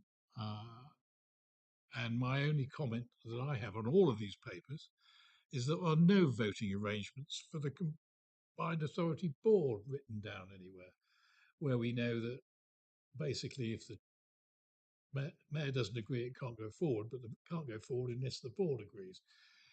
So, well, it's almost as if this is a Machiavellian aspect of trying to distort it between, because who knows, can anybody explain? The committee shall apply the weighted voting rights that the combined authority board applies to transport matters.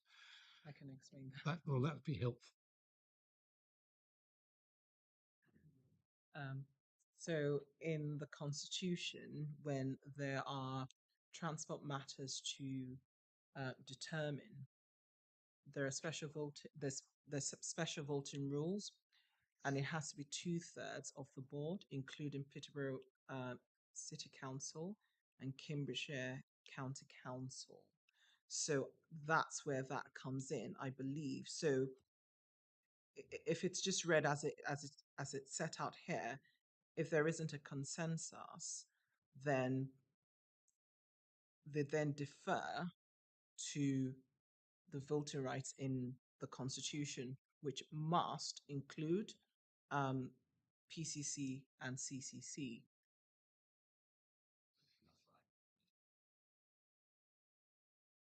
Sorry, so if we're looking at the Transport Committee, the lead member for transport, in theory, could come from any council, right?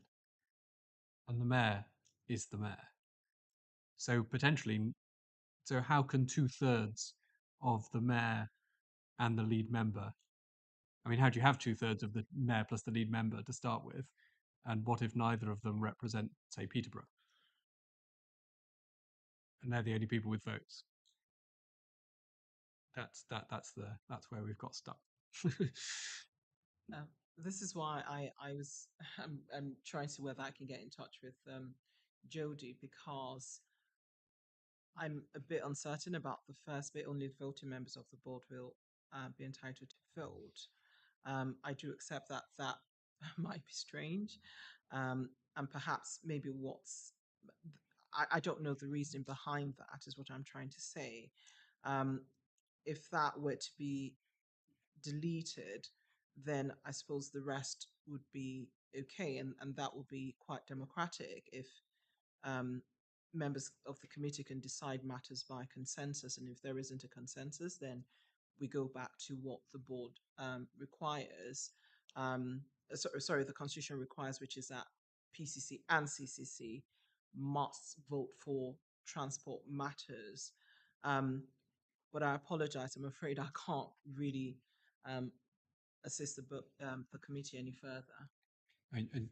Chair, with your permission, I think it's going to be hard to approve or support something if the voting, voting arrangements on committees are sort of fundamental to how the authority operates. And I'm not sure we can support something where the voting arrangements, with the best will in the world, are unclear. But I appreciate working to a timescale, so I don't know what the solution to that is. Okay.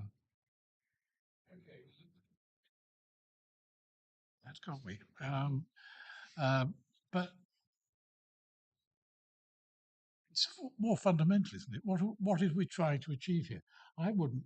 I mean, of course, I don't have a vote on this committee, although I notice it's somewhere in the words that there could be a dispensation, which gave me a vote. I don't need a vote because this is a different sort of committee. But if you're trying to have committees which are collectively trying to find solutions in the best interest of Cambridge and Peterborough, who would want to be on a committee that when you got to something that had to speak to power, you didn't have a vote? Because if you're going to get really good work out of committees, you're going to have some contention, aren't you? And if they are things which, having decided something, are not within the constitution, then that goes back to the board to solve at the board. But to give, I've got bigger votes than you because I mean, it doesn't seem that this is a constructive way of trying to find solutions which help Cambridgeshire. This is a peculiar one in that the Peterborough Unitary and the County Council are transport authorities, and they have those different powers. But as a whole, this paragraph is so muddled. It's not a workable. The text is just not workable in my view. I mean, look, we've got people around the table who know about this stuff, work within this environment, saying it's just confusing. And I think it's beyond our capability today to actually try and mend it.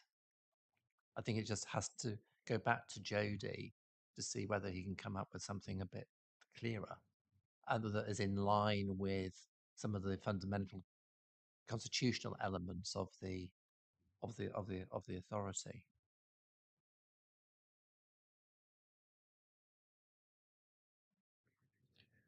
Also, can we bear in mind, see, my understanding was that the board wanted to set up these executive committees to, if you like, lessen the workload on the leaders. If you're then going to limit the voting rights to effectively the leaders, I can't guarantee it, but from an East Cams perspective, we wouldn't want to lose a vote. So actually, we're vastly increasing the workload on council leaders by expecting them to be the committee members as well. It's just illogical to me.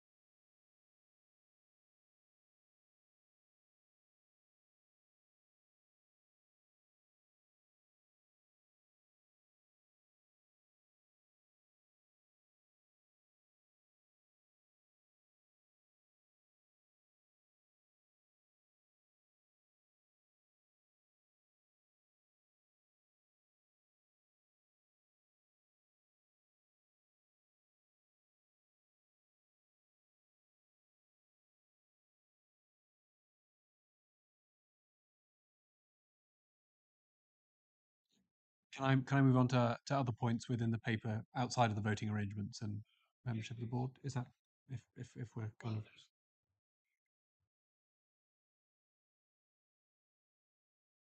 I mean, whilst we're on voting arrangements, before we move that, there's my observation that there are no, they are not articulated, they're not explained in the functions of the CA board paper,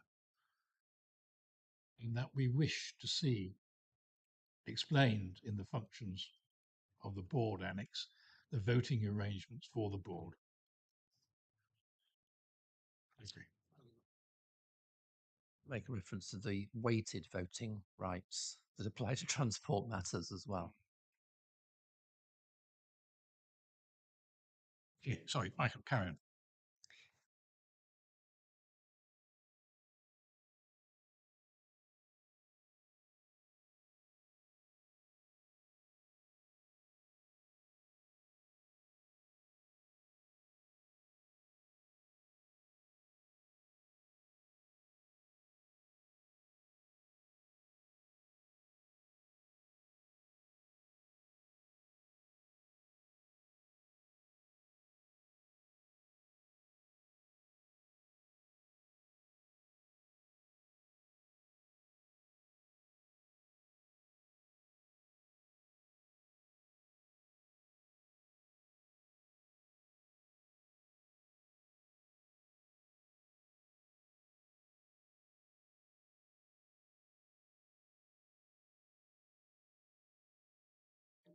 questions that I have about the kind of the drawing up of members. Now, at the moment, um, members who serve on some part of the combined authority typically receive some kind of responsibility allowance from their authority to do so. I wonder if this is a moment to review whether that is actually the best way of doing things. I mean, I would suspect around this table that members are in effect being paid different amounts to sit on this committee, and if we're going to introduce, and if we're going to introduce new committees with responsibilities, is this a moment to try and standardize? It is after all the combined authority that understands the nature of the work involved. Is this a moment to suggest, well, actually, maybe it should be the combined authority assigning, responsibilities or allowances to members for serving on the combined authority, and not leaving it up to constituent councils to try and guess how much work is involved in this particular committee and assign some sort of number to it. That's just I don't even know if that's theoretically possible, but that's a suggestion that occurs to me. I have a specific question for the monitoring officer, which I think you will be able to answer. Good news. So on overview and scrutiny, when we were appointing sort of overview and scrutiny lead members to look at a particular topic, an issue that came up was whether your role on your constituent council affected your ability to be the lead member. So for instance, I think the case in point was, could the chair of environment at a constituent council be the lead member for scrutinising the work of the combined authority and its environmental work? And that was subject to much debate, much back and forth, was never fully resolved. Are there going to be the same issues on these thematic committees? So will it be seen as a conflict of interest for the chair of transport to be, because at the moment, all the decisions are being made by leaders, but will it be seen as a conflict of interest if, say, the county council chair of transport gets sucked up onto this new highways thematic committee? Are they going to be seen as conflicted out of decisions? Because those would probably be the people most naturally that the constituent council would send up, would be the people who have the knowledge and experience and work in this area already.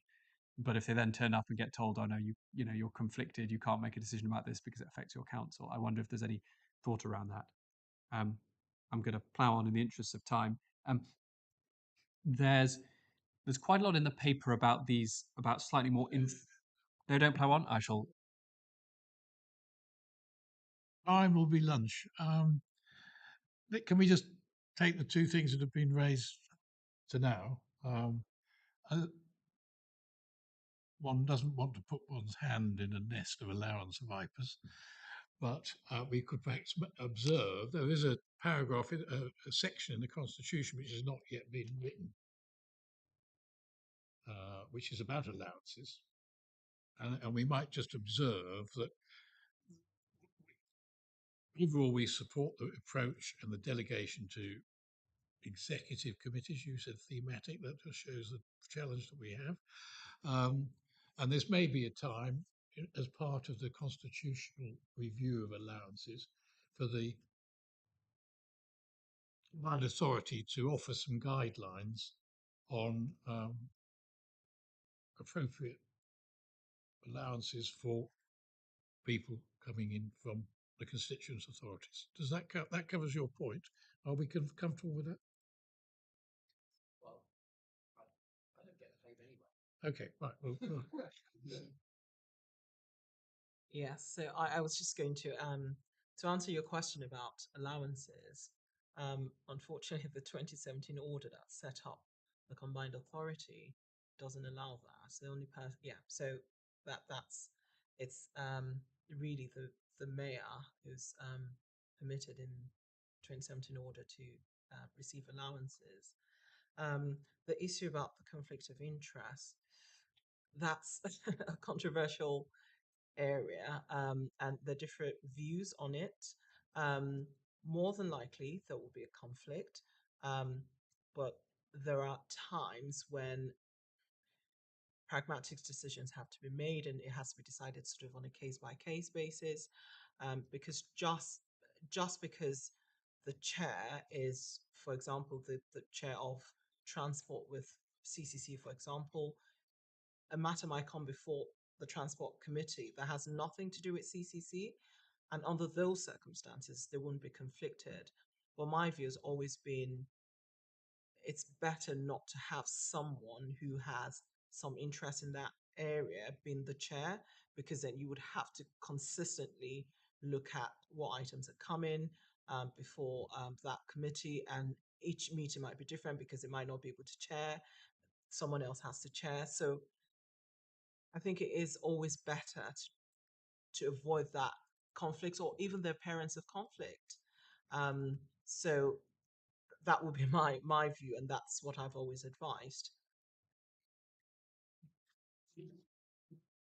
Thank you. That slightly concerns me, just because, like I say, I think the instinct of perhaps I should not speak for multiple councils, but my instinct would be that the people who already know the most about the sort of topics that the thematic committee are going to look at are quite likely to be chairing committees, cabinet members, have positions of responsibility, and I think at the very least, constituent councils will need very clear guidelines on who to, I say, send up, as a sort of colloquial expression, to fill these new roles if this proceeds.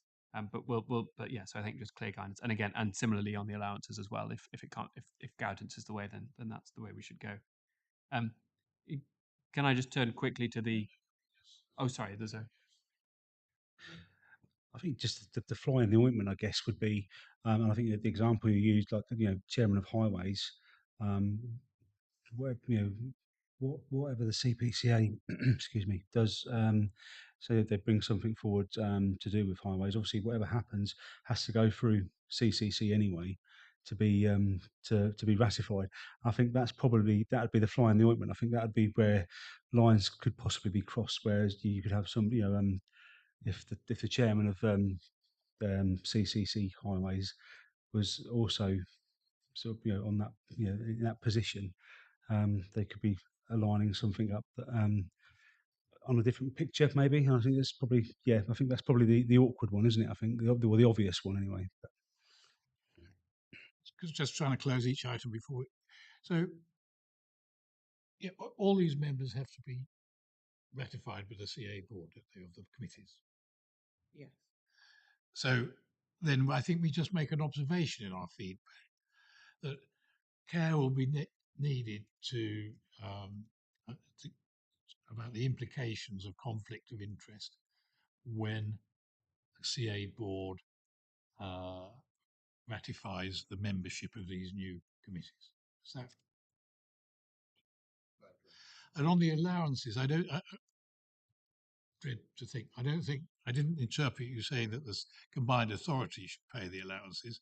I interpreted it to mean that there should be an understanding of what the expectation of the constituent councils might be, and do we want to go there? Thank you. No, actually, I was exploring whether the combined authority itself could pay allowances for work that is done on behalf of the combined authority, but the monitoring office has clarified that that's not possible. So yes, in the absence of that, I think guidance. I expect that constituent councils and their kind of and their they all have independent kind of allowance setting bodies would appreciate guidance on the work involved in these different committees and whether you know and what would be appropriate. And as we've already heard, it's clearly the constituent councils take a very different view of this committee already, um, and that's the way that is. But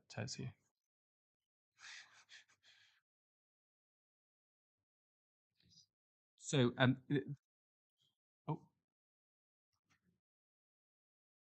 I'm agnostic on it.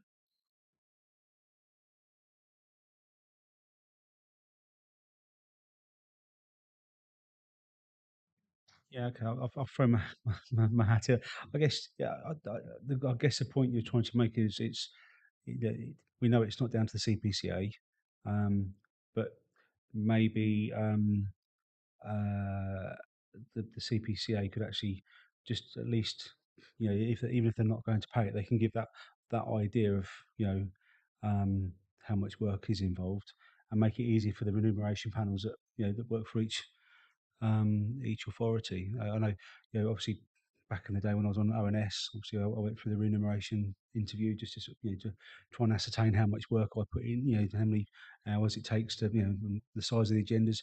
I mean, I guess we're all the same. I mean, I'll present a report to the full council. So our feedback would be then that the combined authority board should give consideration to providing constituent councils with some with guidelines on the work involved in these committees to help the constituent councils decide on any, is it remuneration or allowances? Remuneration. Okay. All right. Yeah. yes, thank you, Chair. Um, yeah, no, I'm making him pay for this. So I wondered if this is not something that would kind of prevent me kind of supporting the recommendations of the report, but I think I think members of the committee would appreciate some more clarity on these um, slightly more informal groups sitting around the kind of formalized structure. So the report makes reference to um, mayoral advisory groups, but there's no further detail on what they are or how that might work. Again, I appreciate this may be with a view towards flexibility, but just how all these bits kind of fit together. There's also I think, a separate thing called an informal advisory group. Um, and there's a little bit more detail about those, but it's not clear, but there's sort of, it would be helpful, for instance, I think there's 5 listed. It would be helpful to see how those link in directly to the kind of committees. So which ones are anticipated to provide expert advice. Sorry, this is on page 592 is where the list of them is. I can't immediately look at that and say, well, okay, the Transport Advisory Group, I will take a good guess as to which thematic committee that's going to report into. But some of the other ones, it's perhaps less clear how their work is going to fit in. And I appreciate that formal committees are not always the best place to sort of craft proposals in particular. Um, but I think if these are going to be important bodies, then there needs to be clarity on who they are, what they're doing, and how they are feeding into the more kind of formal structure. Um, so that's an observation. I'd also concur with the point that Councillor Brown made earlier that um, there is an objective. This is a very small point. There is an objective to reduce the burden of business on board and council leaders, and I'm not sure that this structure will do that. But after all, it is the combined authority board members who will ultimately approve this. So if they prefer the life under this new regime, then I guess we can trust them to decide. But it does still seem to me like there's quite a lot for them to do. So I think those are those are the points I wanted to make on the paper that's been presented. Thank you. Comments about informal groups?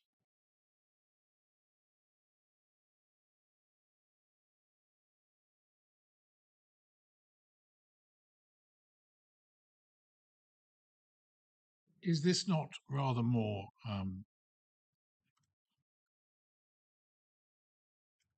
the need to assess the nature and types of groups after some experience?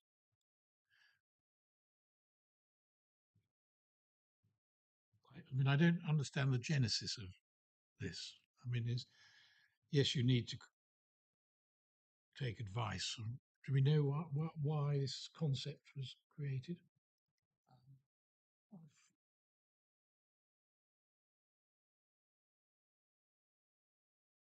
I believe these groups are to support these committees, and I think it I'm trying to remember the meeting. I think it's more to do with relieving the burden, as has been mentioned, because you might have the committee members who are not, board members and need that extra support. So they're really just sort of advisory groups. That's my understanding.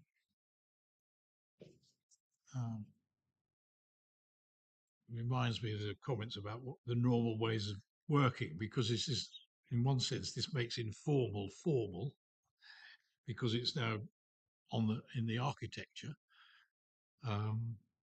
where you could just have a principle of policy that executive committees are encouraged to seek advice from people who could provide input to their thinking. I think it'd be helpful if there was something here which said who constitutes or calls for these advisory groups and who provides their briefs and their terms of reference and remits. So some kind of rules about, and it has to come from the constituent thematic committees clearly. But as Councillor Atkins has said, it's not clear which group belongs to which theme. And I think if the power was vested with the thematic committee, how they set them up, how they brief them, organise them, that would make better sense here.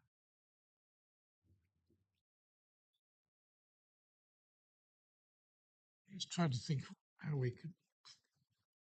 It's an observation, isn't it? In supporting the broad sweep of the proposal. So we have, is it about we're not clear how the concept of informal advisory groups will work in practice?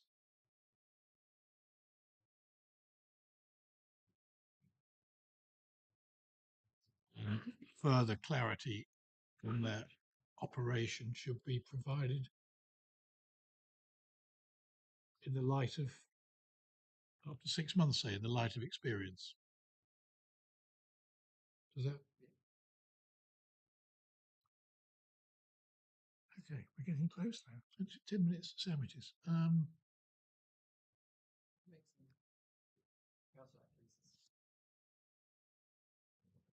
I think the first thing I'd like to say on this paper, on this document, and I want to refer to paragraph 2.3 on page 589, which states that the government's framework reflects a strategic corporate plan as a platform for effective decision-making, strategy development, implementation and monitoring in line with strategic objectives, in line with the corporate plan responsibilities within the committee structure. And I think that is a really excellent paragraph because it really just captures what good governance is about. And it talks about the authority needed to establish solid governance foundations and fundamentals that are critical to supporting wider ownership of governance identification of purpose and approach, and created more trusted and open decision making, which is at 4.2 on page 592. And I'm always mindful when we're here of the 1st of June letter, Chair, and the specific reporting criteria that the external auditor has in respect of value for money. And to me, what we're doing here is we're addressing those 3 specified reporting criteria which relate to financial sustainability, how the authority plans and manages its resources to ensure it can continue to deliver its services, governance, how the authority ensures it makes informed decisions and properly manages its risks, and improving economy, efficiency and effectiveness, how the authority uses information about its costs and performance to improve the way it manages and delivers its services.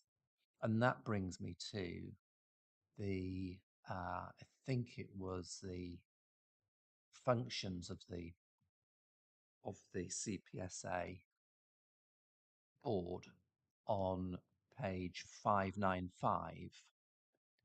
And I'm not entirely confident that A to Q fully and transparently captures those key criteria. And I think specifically in the areas of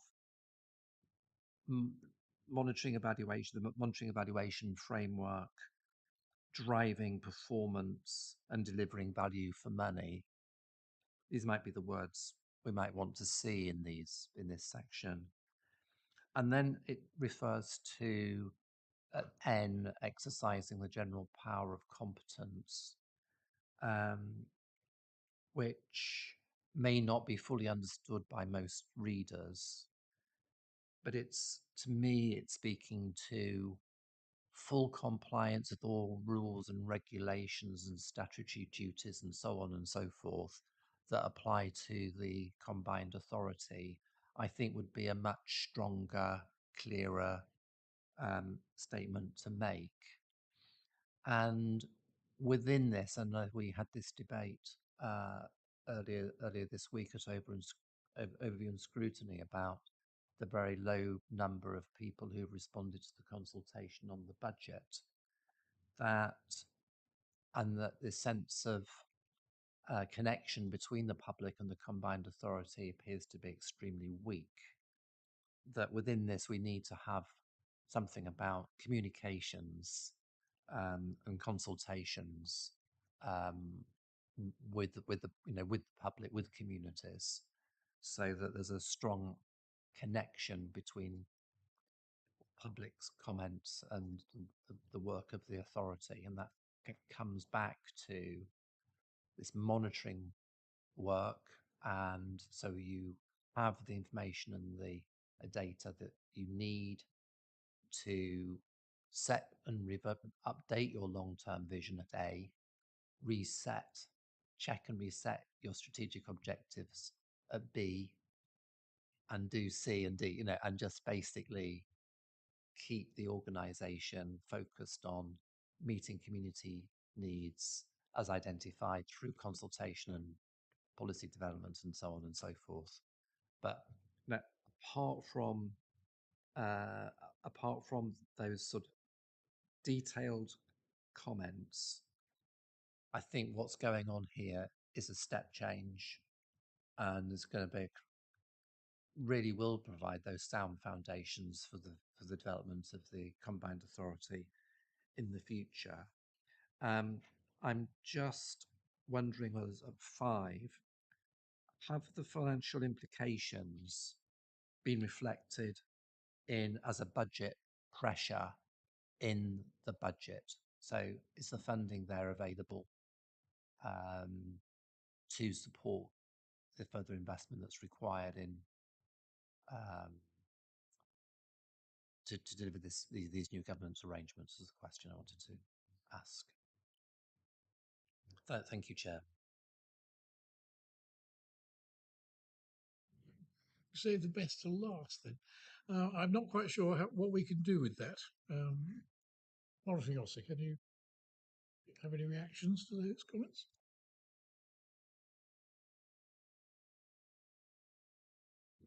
I have noted the points that were raised. So if I start with the funding, if I start with the funding, I'm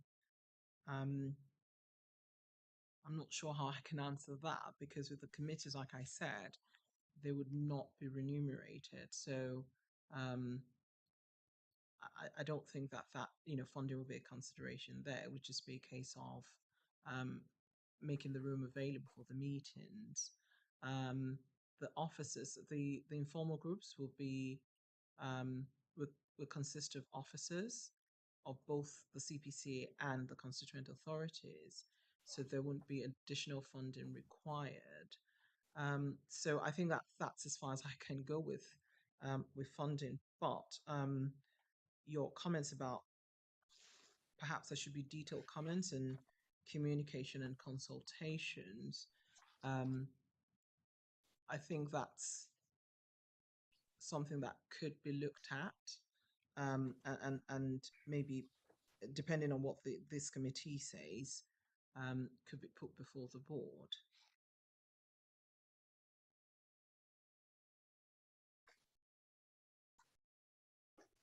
Donald, can you hear me? I can indeed. I've been. Do you have any comments on the money question?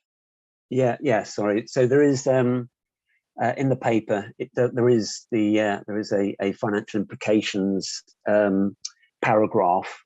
So that lists the costs which might result from the work that's been put forward. So that includes potentially some costs for member development. There might be some additional secretarial support required to the committees, and as has been mentioned, there may be some costs associated with the setting up and the activities of the advisory groups. It's obviously it's early days at the moment in terms of determining exactly what those costs are likely to be. But we will need to, and I think the original point was, has provision been made in the budget for this so far? The answer to that question is no, it hasn't. We do have some funds which are available for governance, which could be applied to this. So there is a budget which could be used for these purposes. And we also have a corporate and response fund, which again is subject to approval at the moment within the overarching budget. Hasn't been applied for specific activities. The whole point of it is so that it can react to either government initiatives, any new mayoral or other policies which need to be developed, but also in terms of the development of the organisation in line with the improvement plan. So there are funds available that could be applied to this. So it hasn't actually been provided for specifically yet. Is this a matter of concern or a matter of bookkeeping? Well, it's not a concern. Obviously, there will be the budget is going to board next at the end of the month. I think we need, in order to be able to properly provide for that, we need there needs to be additional work done on exactly how much this is going to cost. But given the importance of the improvement plan, and the proposals here are such a fundamental part of that, then we will need to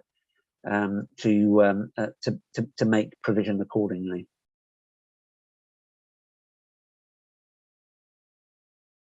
Thank you. So we just note that the budget is yet to be set. Okay. On your other points, Simon, I don't know what others think, or do you have something that you want us to feed back to the Combined Authority Board, which is simple? Propose something, let's see if we're persuaded. Have your Jane Austen informed abilities of synthesis on the hoof, which are quite enviable.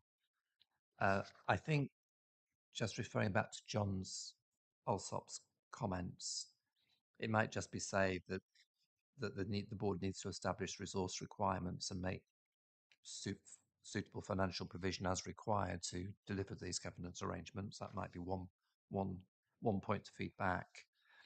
I think that there's a question about the way in which this is presented in the paper, that the following paragraph to the A to Q list of key functions then refers to the responsibility for driving performance of key deliverables and performance measures, is, I think, should be elevated to being a key function, frankly. And that the information arising from that is used to inform review of the vision, strategic objectives, and so on, because this kind of governance work is dynamic, and that needs to be reflected in the key function. Okay, so just can I?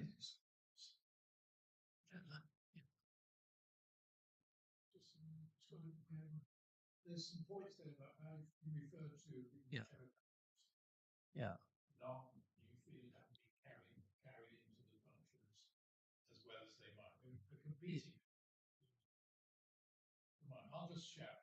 Oh, sorry. Because we can't make this too elaborate. So is the simple point is that are there those paragraphs that you referred to, that the essence of that, of driving performance and achieving value for money, needs to be reflected in the terms of reference? Excellent. Okay, can you give the paragraphs to the team? Yeah. And we'll just put something in the feedback to that regard. Yeah. Because we definitely go tilt on page 600 and something, wherever we are. Okay. So the other points.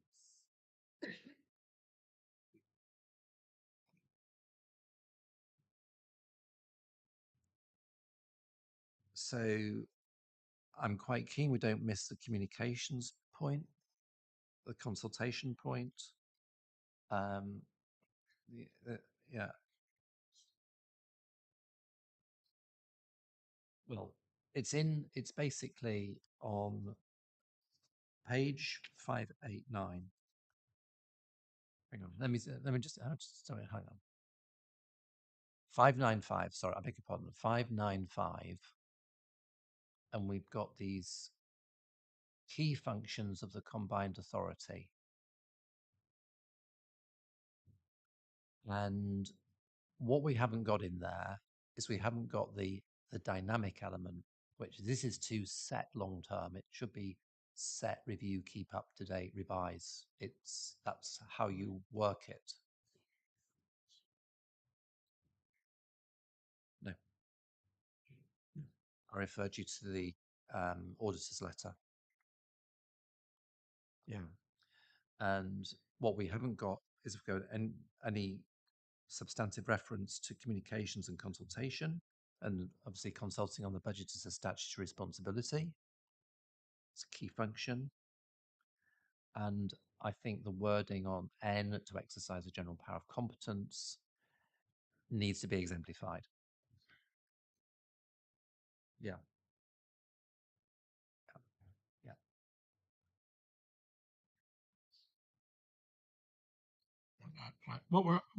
What you're suggesting is that we need the combined authority to go back to the external auditor's advice and pick up the outstanding points, including driving strategy forward, communication, and value for money, and reflect them in the terms of reference. Are we happy with that as a piece of feedback? We are all agreed. Excellent. Any other comments on this paper? So we support the broad approach. We've got great reservations about the voting arrangements and all the other points, but the thrust has got our support. It's the particular that we're providing feedback on. Sorry, no, I've ruined it now.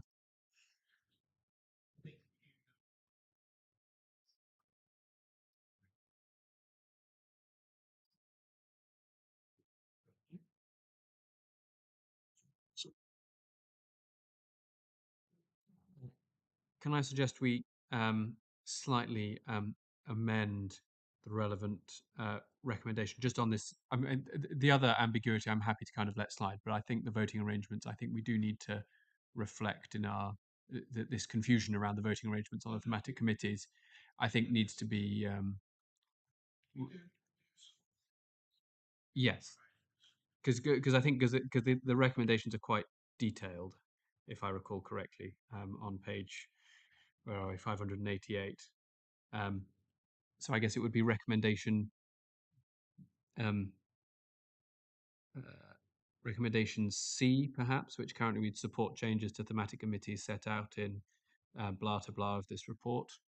Perhaps we can amend that to say, you know, provided all members of thematic committees receive voting rights. The monitoring officer will read out what I said before.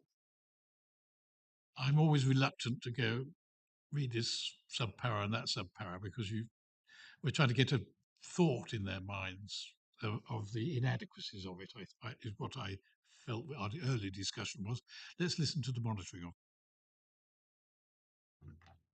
So you've said the committee have a fundamental reservation about. Thank you. About the report as it's set out and cannot support the element of those proposals. Voting. The voting proposals. Understanding in that executive committees are there to the committee understands that the executive committees are there to lighten the load of the CA board, therefore to have the ability to vote unless in transport matters where there's specific constitutional requirements. And if that concludes all the comments, again, I'd like your support for me to be able to receive from officers the proposed feedback words and make sure they're aligned with the discussion today. Is that? I mean, I'm about 90% certain that it's just a typo and there's a sentence that shouldn't be there and it'll all get resolved. Okay, so that concludes that item. And then the last item is that our next meeting is at, I've lost the date. 27th of January. And I now call this meeting closed.